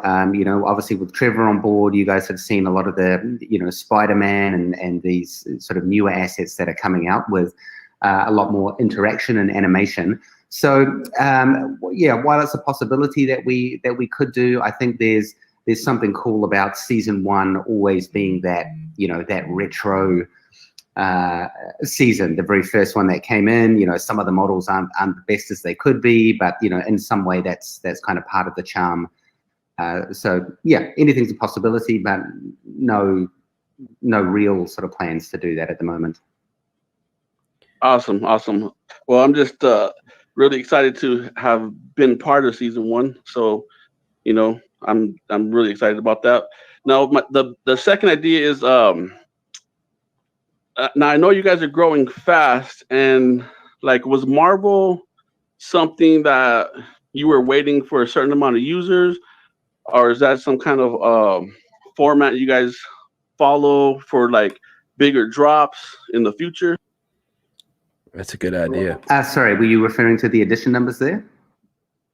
No, just the idea of like how many users you have to maybe support how big Marvel is. So you guys had to were you guys waiting for a certain amount of users to drop Marvel, or was it just a licensing thing? No, it was. I mean, the Marvel deal was actually in the works.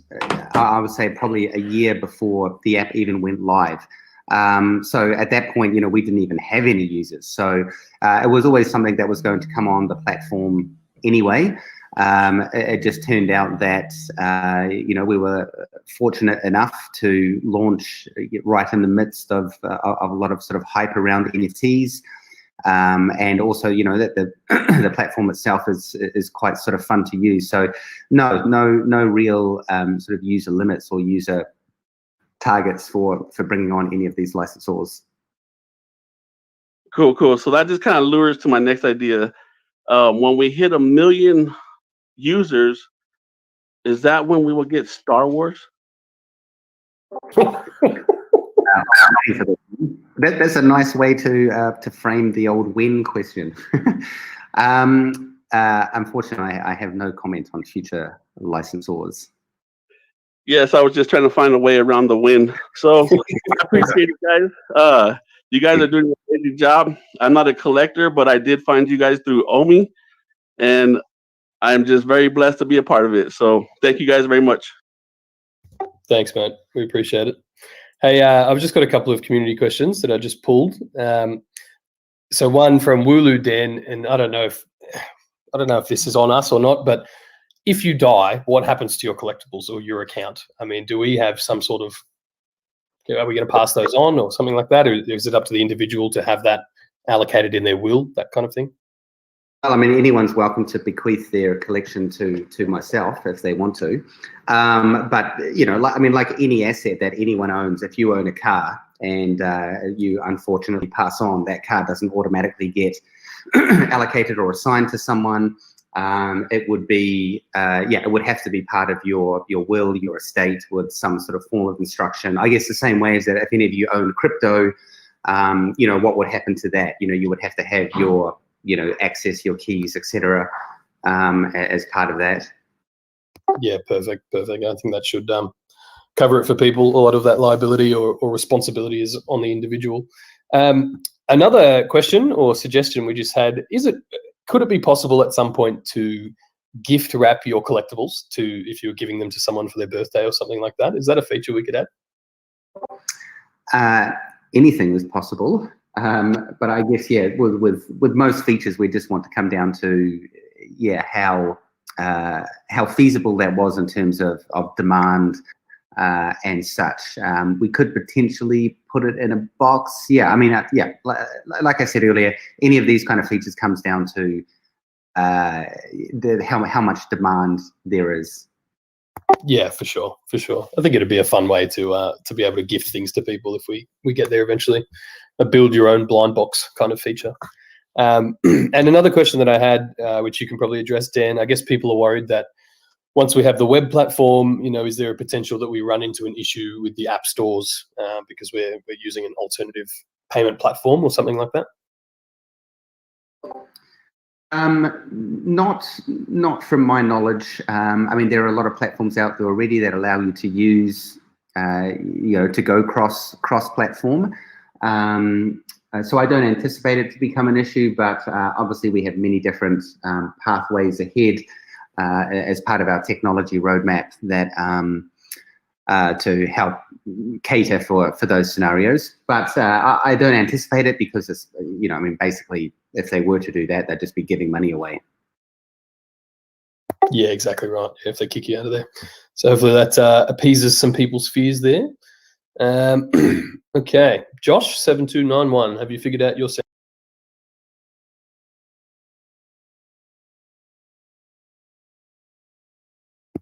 Perhaps not. McDevlin, welcome back. Hey, thank you. Just a quick question. I'm trying to touch, I guess, on your previous AMA where you were discussing a geolocation and things like that. Is it ever going to be a possibility for the collectibles to interact with a location? I mean, I guess the issue with that is there in the world, in our global audience, there will only be very few people who would be able to access those locations. So it would be a lot of effort for only a small percentage of the potential, collectible holders. So yeah, I'm not. It's not on the roadmap. I'm not. Again, I'd have to look at the feasibility of something like that. Okay. Thank you for your time. Perfect. Josh, one more time, if your sound is working.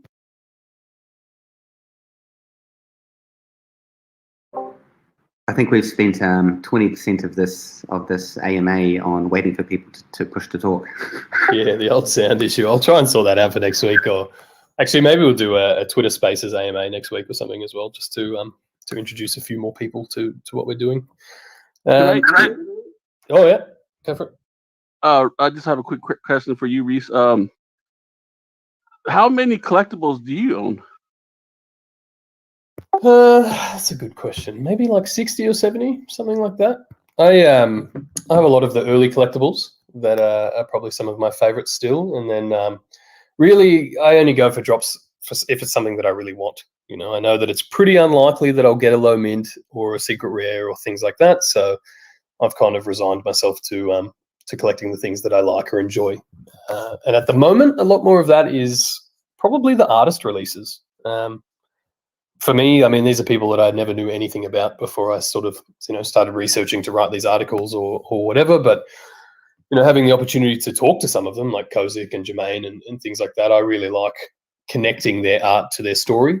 It's just a bit more meaningful to me than a sort of pop culture character or a hero or something. So that's how I approach the app.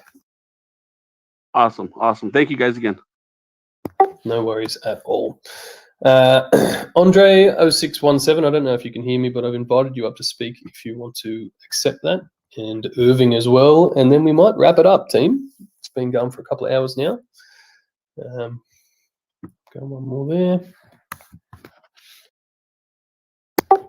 OMWTFYB, you accepted the invite first, mate. How about it?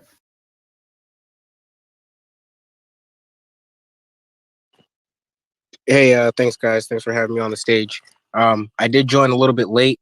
I just wanted to touch base real quick.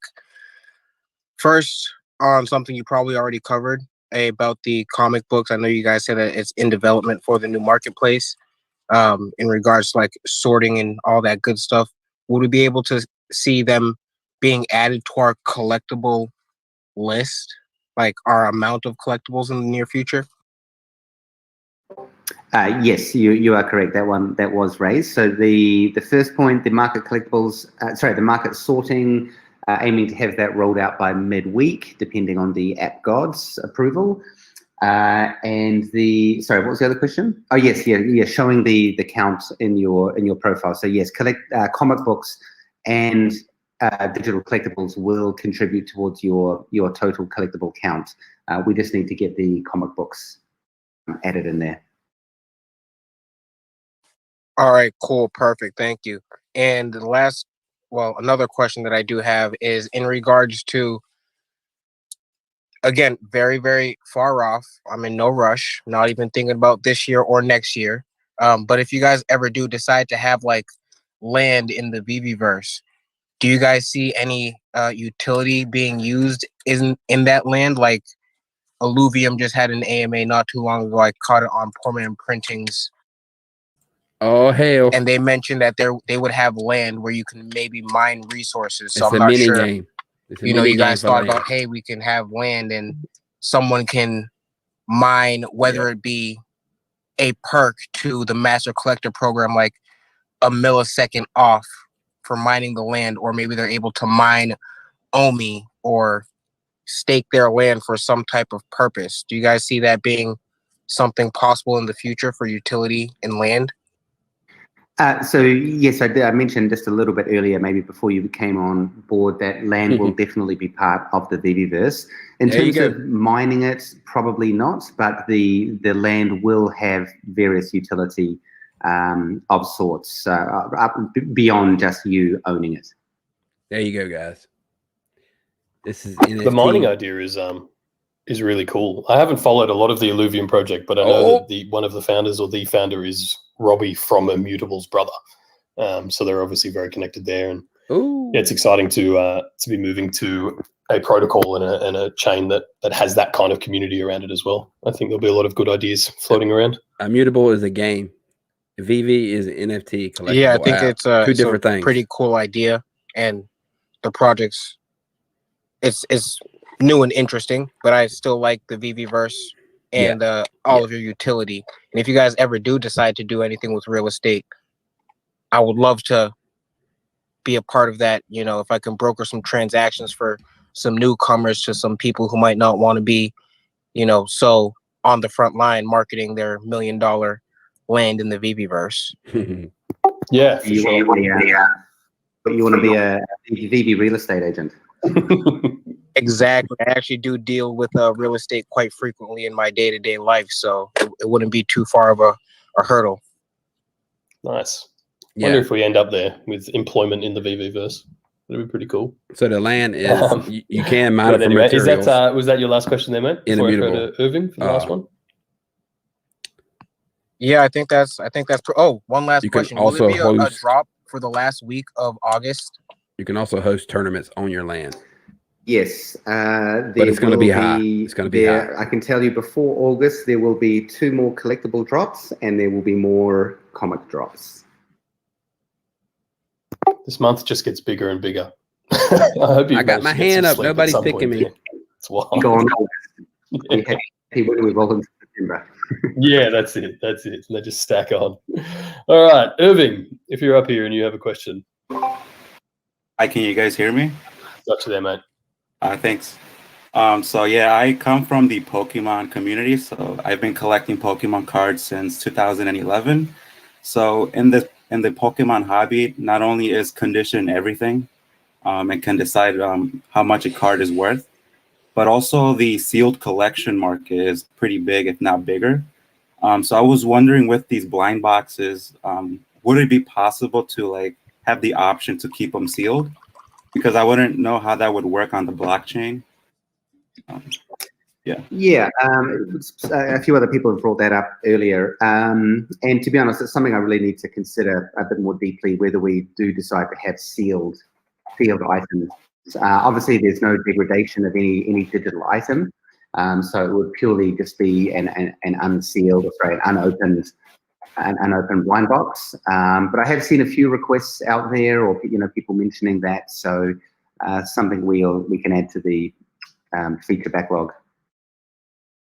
Okay, nice. And then another question I do have, because like I said, condition is everything in this hobby. And I actually only really like collecting physical stuff. So this whole VV thing. So obviously you can't grade any of these NFT collectibles because you can't damage them in any way. So I can now see how the low mint numbers can become more valuable in the future. And I want to start collecting these very low mint numbers of the Marvel comics you guys released on Friday.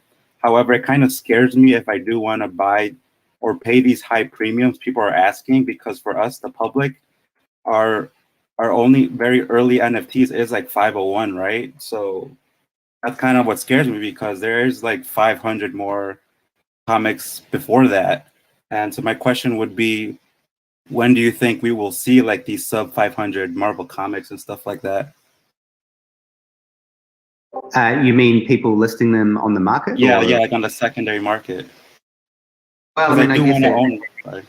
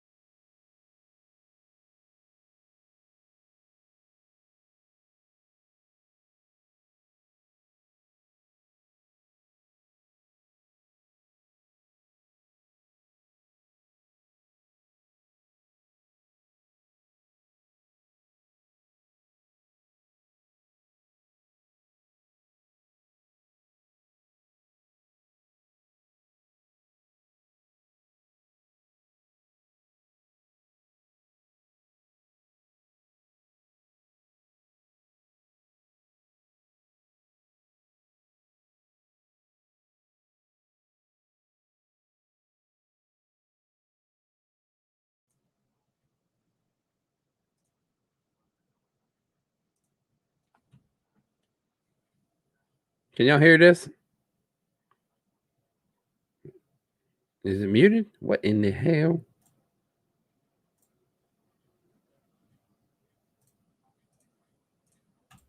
Pretty exciting as a product. Just on that, in case some of that was missed, with the normal collectible release, obviously we hold on to the first 40, and we take a randomized sort of 50 from the remainder. Are we doing the same thing with comic books yet? Yeah, we are. The first 40 obviously will always remain with the company, just because, yeah, I mean, to be honest with you guys, we never anticipated those first 40 would become so valuable. And in the future, as we roll out new ones, that number might change or might lower. But again, a lot of those are sort of allocated off to licensors and artists and that kind of thing as well. Now, the comics, I would actually need to check whether they are randomized. Is it working, guys? I don't know what the hell it is they should be. we obviously don't want to be scooping up too many of those lower ones. So we can move ahead on the assumption that for comics in the future, they will be, the first 40 will be held back, but any further that are held back by the company for, use of promotion or giveaways, they should be randomized.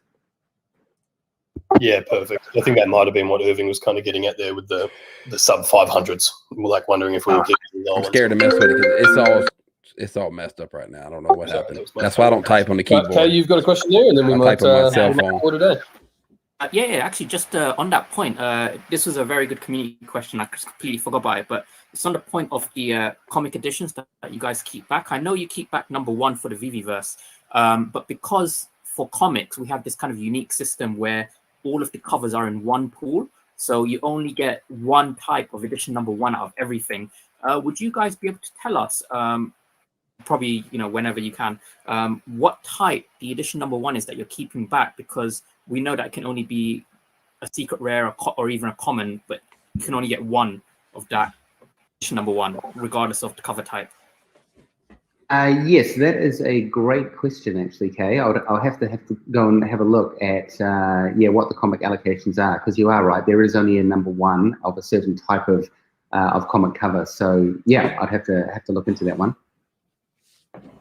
Oh, I mean, yeah, it would be quite interesting because if that's the case, just the idea of VeVeVerse seems to me like you guys have like at least one of everything. So in the VeVeVerse, would you only ever have just one cover out of that whole series, or would you aim to have one of each cover, but then it kind of like clashes with the whole kind of like #1 kind of aspect you're going for?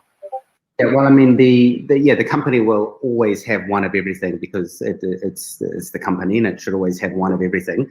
And in the VeVeVerse, they will all be set up in VeVe's giant vault where people will be able to explore through all the Batman, all the Marvel, and in there will be every single variation of the comic covers as well. But as you rightly point out, Kay, some of those it's literally not possible for us to have a #1 of everything when it comes to the cover variants. But will they be on display?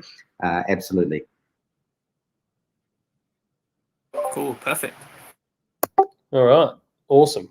Guys, we might wrap it up there. We've been going for a couple of hours. Thank you to everybody for joining us and all your questions. Dan, big thank you for making the time today. I know it's your weekend, and everybody appreciates it.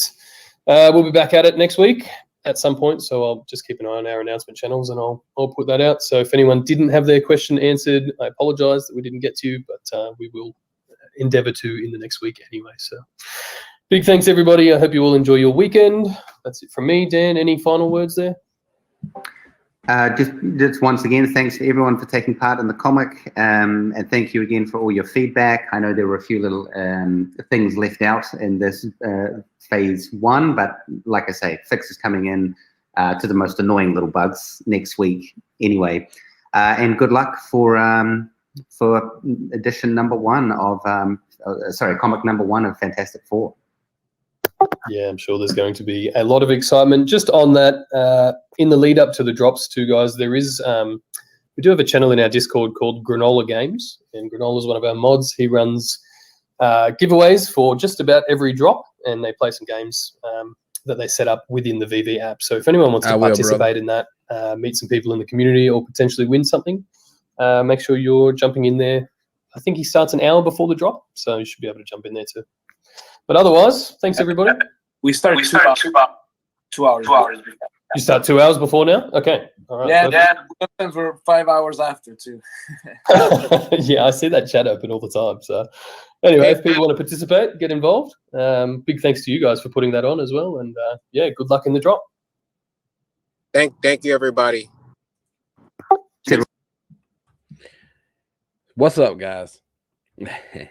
So I've only heard a few things. Well, because when I stream this, I kind of just drink. I just chill out. I have a hard day at work, so I'm just chilling out, listening, talking to y'all. Just cooling down. But the only thing that I really got out of this AMA, which it was a good AMA, it really is. But for me, I heard Immutable X swap. Hopefully this month, and then September. I believe he said something about MTL.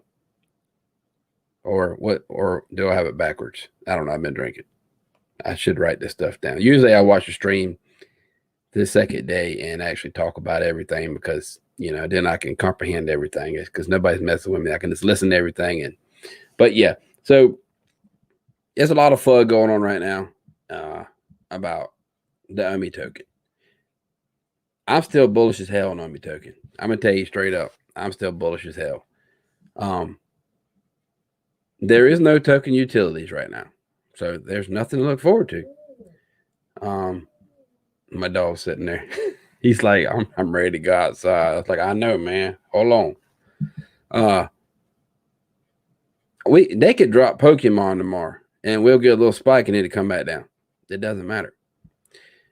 When they come out with token utilities, when they come out with the VeVeVerse, when they make the swap to Immutable X, that's when we'll actually see a price change when we get on a new exchange, say Coinbase. Let's go to an American exchange. See what happens then. When Americans see like, whoa, this is cool. Batman, Superman. I mean, hopefully Star Wars, which I'm pretty sure they do. People's going to buy it because Vivi is an NFT platform, right? And don't get me wrong. Just because I'm covering Illuvium, I'm not a turncoat. Like Illuvium is the same thing as Vivi. They're the first of its kind too to bring a AAA game to the blockchain, but you can make some serious cash. Serious cash. I've bought money. Like who was it that asked me that?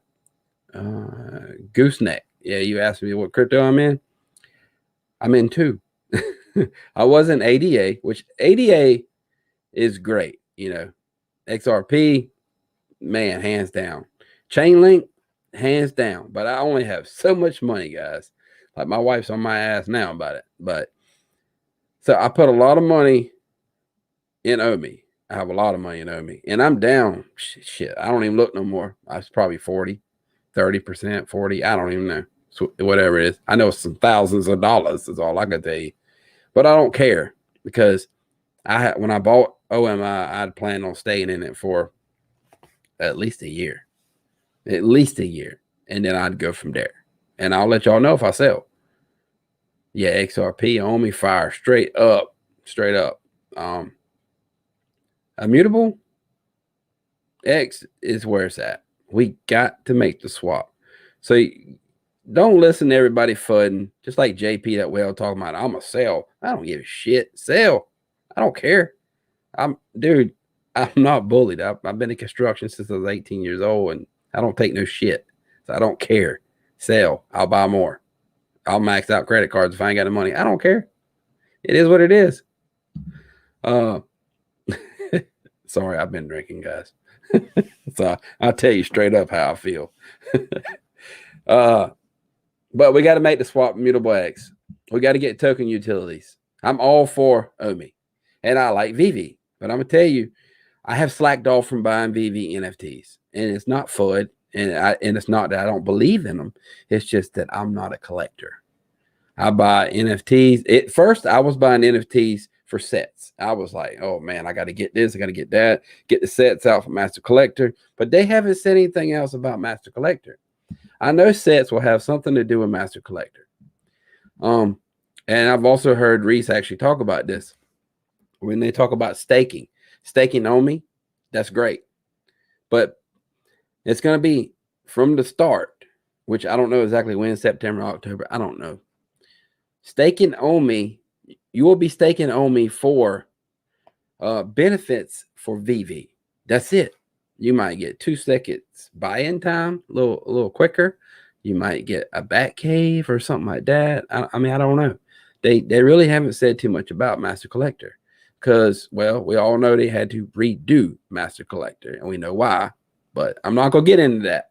I ain't trying to bring negativity to that. So get.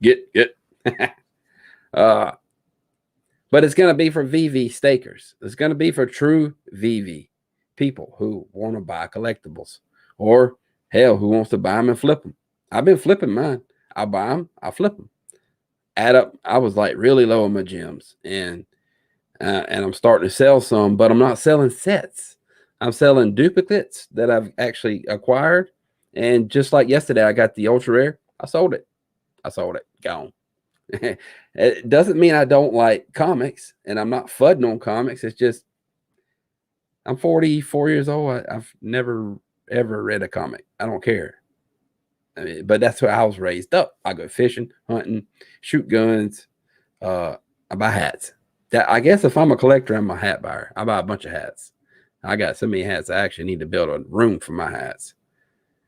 And it's just, you know, we have to get the Immutable X swap going, which is coming. And we got to get token utility set in. We have to burn that token. For open to go up, it's got to be a reason to go up. And I always knew this, but actually studying Alluvium, I was like, man, they got a lot of token utilities. And the token is $500. It was $5. I bought in at $530. But after reading and studying everything with that AAA game, which first of its kind, that's why I'm following it. First of its kind, AAA on a blockchain where you can make thousands of dollars. But it's going to cost you. Okay.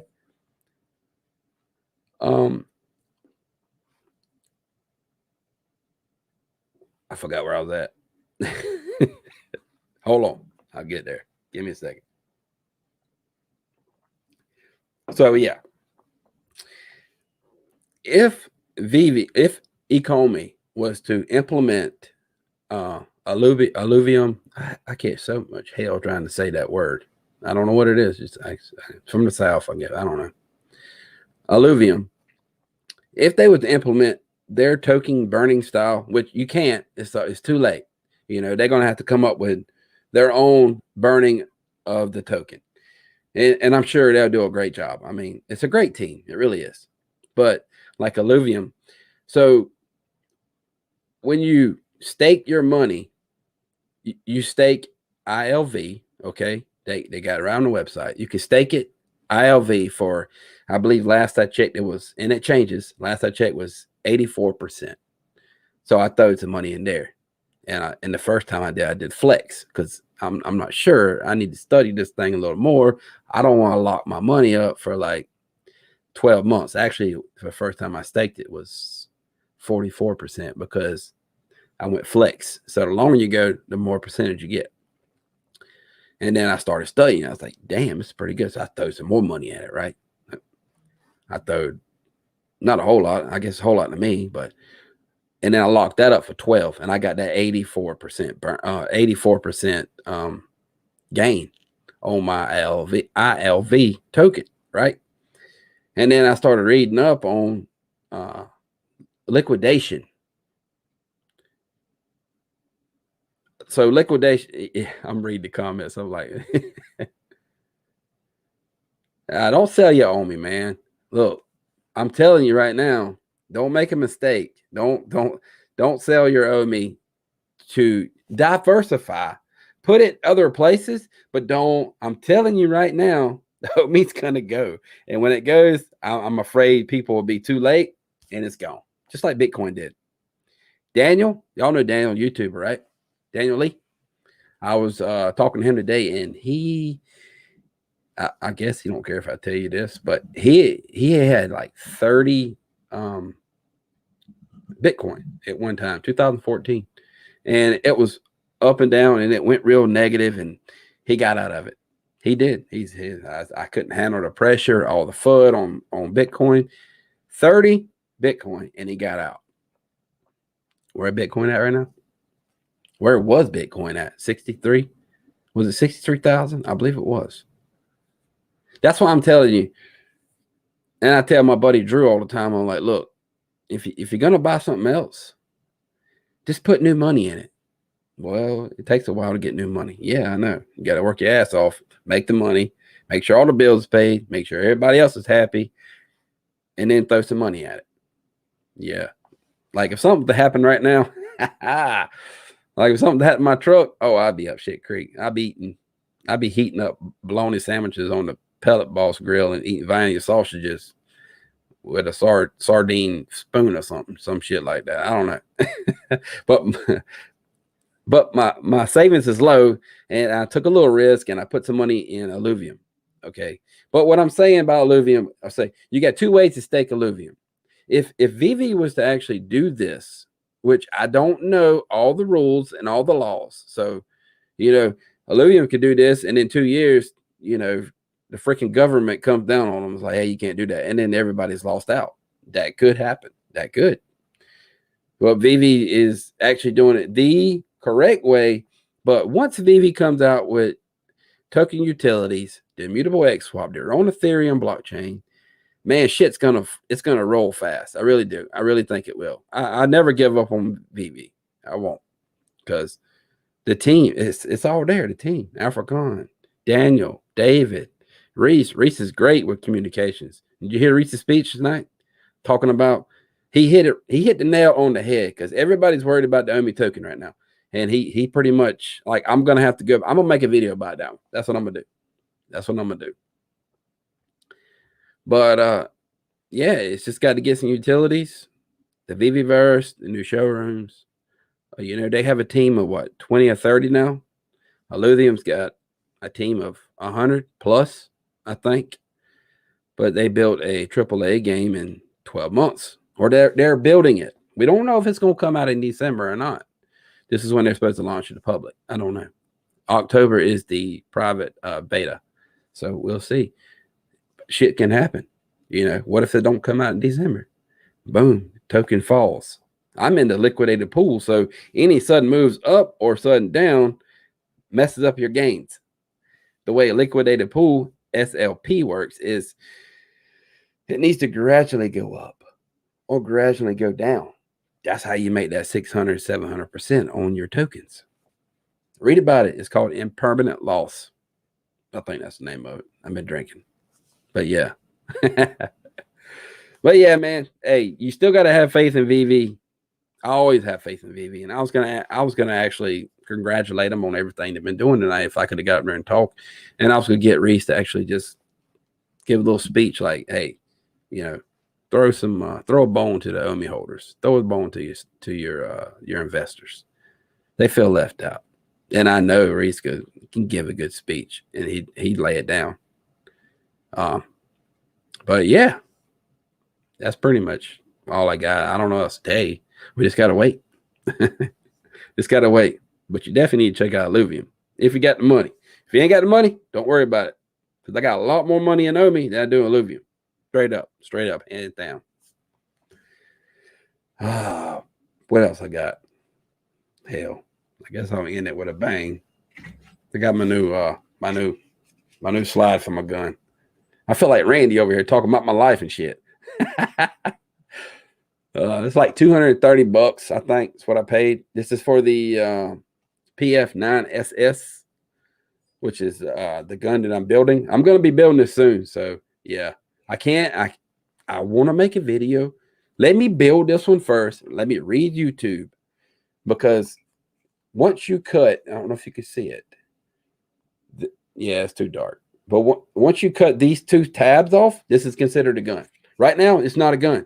I could take this, put it in my pocket, go to the airport, throw it in there, and they might give you some shit, but it's not a gun. Not a gun at all. But until, you know, and YouTube's got strict rules about building guns. It's really strict rules. So I could actually build half the gun. When I say half, like I'd cut this tab off. Why I got the AMA still up? I'd cut this tab right here off. Oh, you can see it good now. This tab right here. And I could build a gun, right? But when I start cutting these side tabs off right here, and I have to read up on it. Yeah, once I cut these side tabs off right here, these two here, and then I cut this inner piece off right here, that's a gun. So I can build a gun. Maybe I'll leave this tab on, cut these tabs off, build a gun. It still won't be functional, and I could show you how to build it, I think. I don't know. I got to do some reading. Oh, TriMaster Crypto. Hey, straight up go. Crypto Maniac. I don't know if y'all follow him. He's had some health issues. So yeah, I'm throwing a shout out to him. Get better. He lives right down the road from me. Me and him have been talking about going to get a beer together or something. Maybe we'll do a live stream and drink beer and just talk shit. I don't know. Lake City, man. NTX. Actually Dickinson, Texas. But it's like Lake City. Dickinson. It's right down the road. Yeah. Crypto Maniac, I believe he lives in Lake City. I don't know. But once he gets better, we're gonna go have a beer. Oh, and that. And hell, we'll do a live stream and talk about VV, NFTs and shit. I don't know. Whatever. Yeah, is it 7%, Gooseneck? Only 7% of the population is in crypto? I thought it was 1% at one time. I don't know. I have to look it up, man. They worked me all day long in that crane like past couple of days. I ain't been able to research nothing. So yeah, if you think about it. So how much is in the, see, I'm talking about Illuvium again. I'm very excited about Illuvium. I really am. And I'm also excited about VV, but I'm a gamer. So I get really excited about Illuvium. So yeah, but how much percent is gamers? I don't know. Orange bag lady, you want to come on stream? I don't know what the hell I'm doing. You want to come on stream? Talk to me. I got a little lag, I bet.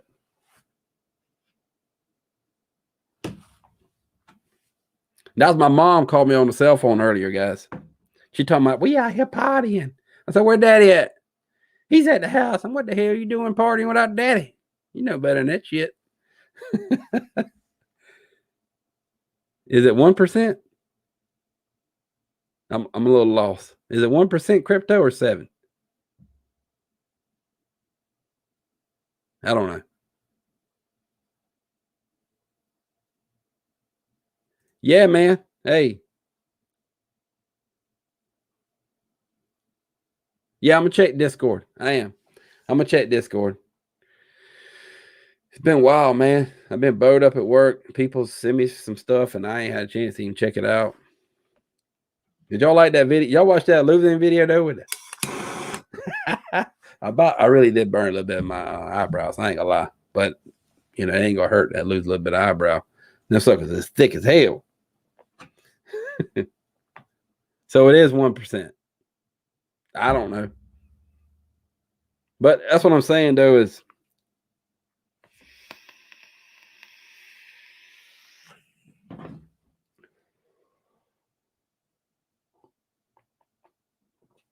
YouTube. This is tea. Just to let y'all know. Yeah, Tuggy, I think Omi.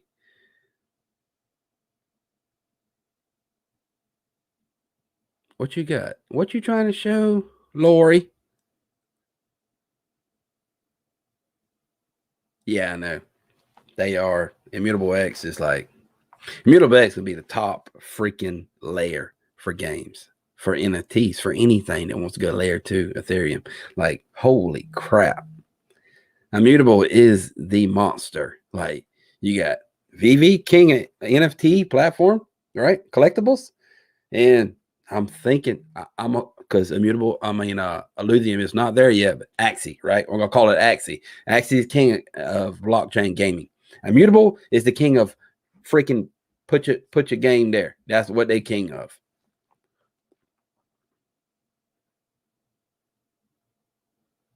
Yeah, the whole gaming NFT thing going to be huge. Definitely need to diverse and special out a few others. Whole space and just get started. Yeah, you're right. You're right.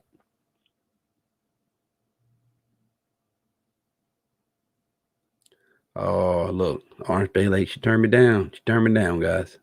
She turned me down. I don't know what to say, man. Hey, yeah. So next week we got that big AMA where they're gonna be asking questions about comics and VV and stuff. Don't be betting on me. I'm gonna tell you that right now. They're gonna say, "What was your first comic?" 5.5 pound bass. I'm just saying. that's how I roll. Oh, when did Batman come on the movie?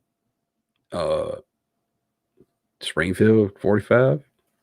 subcompact, 3.3 inch barrel. I don't know.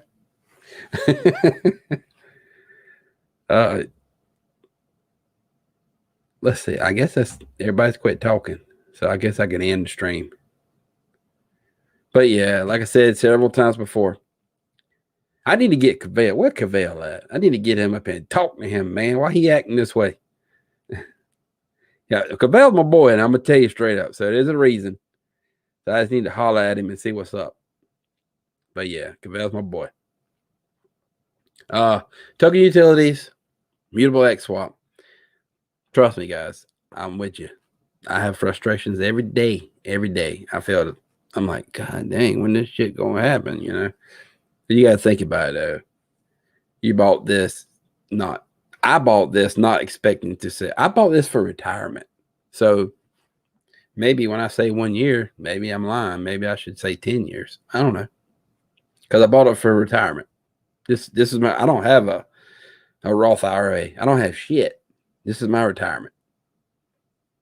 So maybe I should, instead of saying 1 year, maybe my plan should be 10 years. I don't know. I don't know. I need to get Randy on here and talk to him. He's good at talking. Yeah, the gaming thing. Yeah. So yeah, the gaming thing will be big.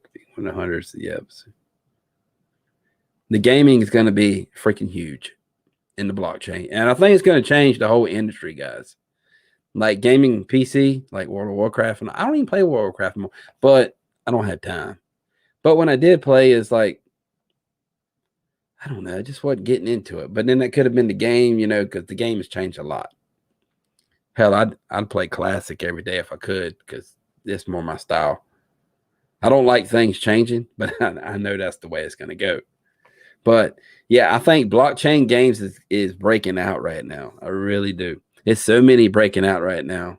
Lori, what, you still on here? What was that name of that game? Talking about these chickens or something you could buy. I can't buy nothing else anymore. Owe me, Illuvium. I'm done. I'm done. Yeah, man. Hey, peace. Peace out, big dog. I'm about to end it too. Yeah, that's true. Roth IRA. I did a study on that, man, or I read a study on that. Roth IRA will get you anywhere from what is it, 7 to 20%? See, I'm getting older now. I'm thinking about retirement. All these young kids, like when I was young, at 43, I didn't think about that stuff. But yeah, Roth IRA, I believe it gets you 7 to 20%. Shit, I made that with Dogecoin in like 2 weeks. But I'm just saying, chicken derby. Yeah, chicken derby. I don't, whatever. I'm drinking. I don't have my Google Speak, so I can't help you out. Yeah, so like I can't get into all these NFT games, guys. I can only get into 1 or 2. Lucky to get 1. Wife's already on my ass. Like, you spending too much money. So I'm not spending. I'm investing. It's way different. You don't see me out there with a Mustang with a freaking LS swap. Yeah, I said LS swap only because I had a Coyote before, so I know what a Coyote do. But yeah, RA, yeah, orange bag lady.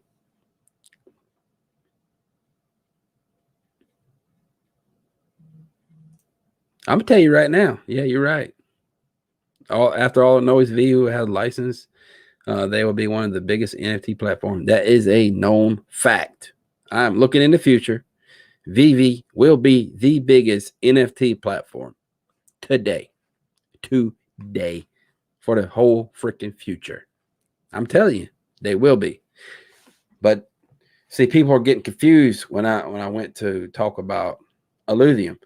I think the way Illuvium's going, they're the first AAA game. So you got VeVe collectibles, which is cool.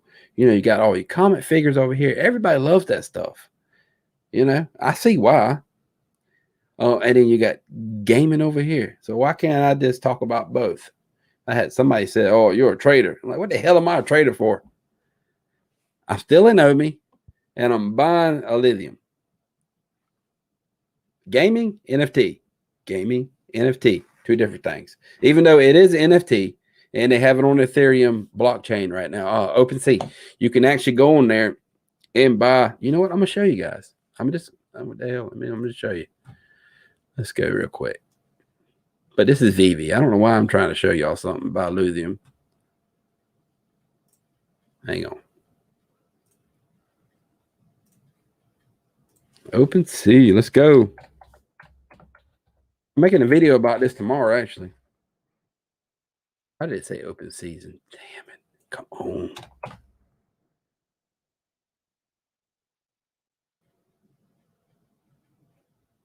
Damn thing, checking my wallet. Like, hey, you ready to spend some money? No, I ain't ready to spend some money. I just want to look at damn lithium. Here we go. Damn, they got 5,000 something items. Okay, check this out, guys. Let me get this out of the way. All right. I'm gonna talk a little bit about lithium, and then I'm gonna roll out. The dogs got to go outside. Let's see. I do this on my cell phone, so this is a emote you can get. So you can buy this for 0.25, which is $850, right? This is a emote that you can use when you catch a alluvial in the game, which hasn't come out yet. And this is selling for $815. That's a lot of money, right? What do you think a alluvial with this emote is going to go for? I'm just saying. Repellent, scarlet bark, whatever the hell it is. That damn emote right there, right? That's what I'm saying. All right, so this is Ramfire. This is like the bad daddy. I don't play Pokemon, so I don't know what to tell you who this guy's supposed to be. But this is the bad daddy right here. This is the bad daddy of that game. This does not do anything in the game yet. They haven't made one that actually works in the game. But I've been reading up. If you catch this dude here and you level him up, you got money. And I'm talking about hundreds of thousands of dollars. You can see with this is just a regular NFT, right? Just like VeVe's got, but I guess it's a card. This is what I'm thinking VeVe's going to actually look like when some of the license, I don't know who's going to do it. Some of the licensed artists, I know all the artists probably do it. They're going to let them come to OpenSea, but I'm thinking this is what it's going to kind of look like. But this is $2,379 for this NFT right here. I don't even look at OpenSea, so I'm like, this is like the first time. I only look at it for information. That's it. Yeah, look, 3,000, 6,000. I don't know what the difference is. Maybe it's the mint number. I don't know. Where do you see the mint number created? Is that the mint number here? I don't know. I don't really mess with the NFTs itself. I just like buying Omi, spending money, making money.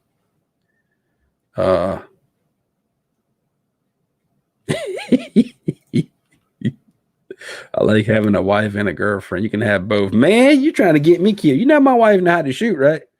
I'm just saying. My wife, she goes to the shooting range. Oh, man. And I got to show you all this new trigger.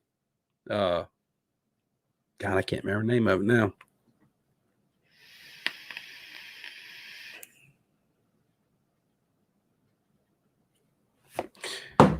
Whatever the hell the name of it is. I'm going to do an intro with that, though, when I go back to the range.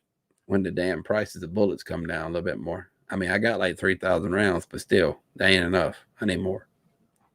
But yeah, what I'm saying though is I'm like way off target here. That's why I shouldn't be doing this when I'm drinking.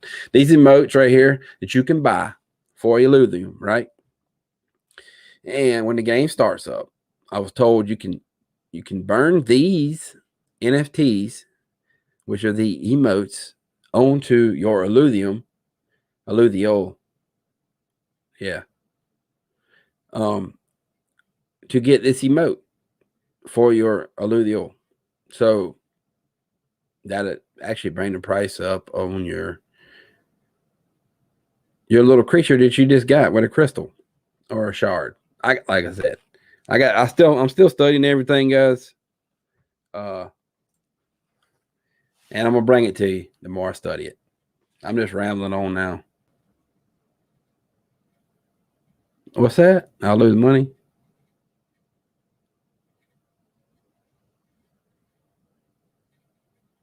What you say, Big Dog? What you say? Yeah, you're right. You gotta diversify, man. You can't put all your eggs in one basket. I'm gonna tell you that right now. You might get lucky and do that, and you hit off. Yeah. I had a little bit of Doge left. Let me tell you a little something about that. I had a little Doge left, right? I was wanting to throw some more money at Lithium. I'm like, I'm trying to find money everywhere. So I'm like, damn, I'm going to take a $500 hit right here if I pull Doge out at 28 cents. I was like, the hell with it. I pulled it out. And guess what happened next day? 32 cents. That's what happens. That's what happens. That's my luck with Doge. Man, Doge can kiss my ass. Oh, yeah, it is a good game, man. You know, do your research, check it out. I think it's going to be a really good game, and it's not even out yet. A lot of people's like, "Well, you don't even see nothing yet." I said, "Yeah, I seen a lot." They throw pictures up and videos up on the game just about every day. So I'm looking at a lot. But yeah, I'm just rambling on now, guys. So hey, all y'all have a good night. If you're going out partying, drink a beer for me. If you're going to bed, cut the TV off for me. Because yeah, poor man got to go let the dogs out and feed them, and probably drink another glass of bourbon. And I'm going to chill out on the couch and relax. I appreciate everybody coming. Like, subscribe if you've never been here before. If you like this kind of content, I talk a lot of shit. That's just how it is. But yeah, I appreciate everybody coming. Lori, quit washing dishes and watch my stream next time. Quit bullshitting. But yeah, hey, I'll catch you guys later. Till next time, Po Man Printing. Look at that. I got the freeze frame because I ain't clicked it yet. I'm gonna freeze it.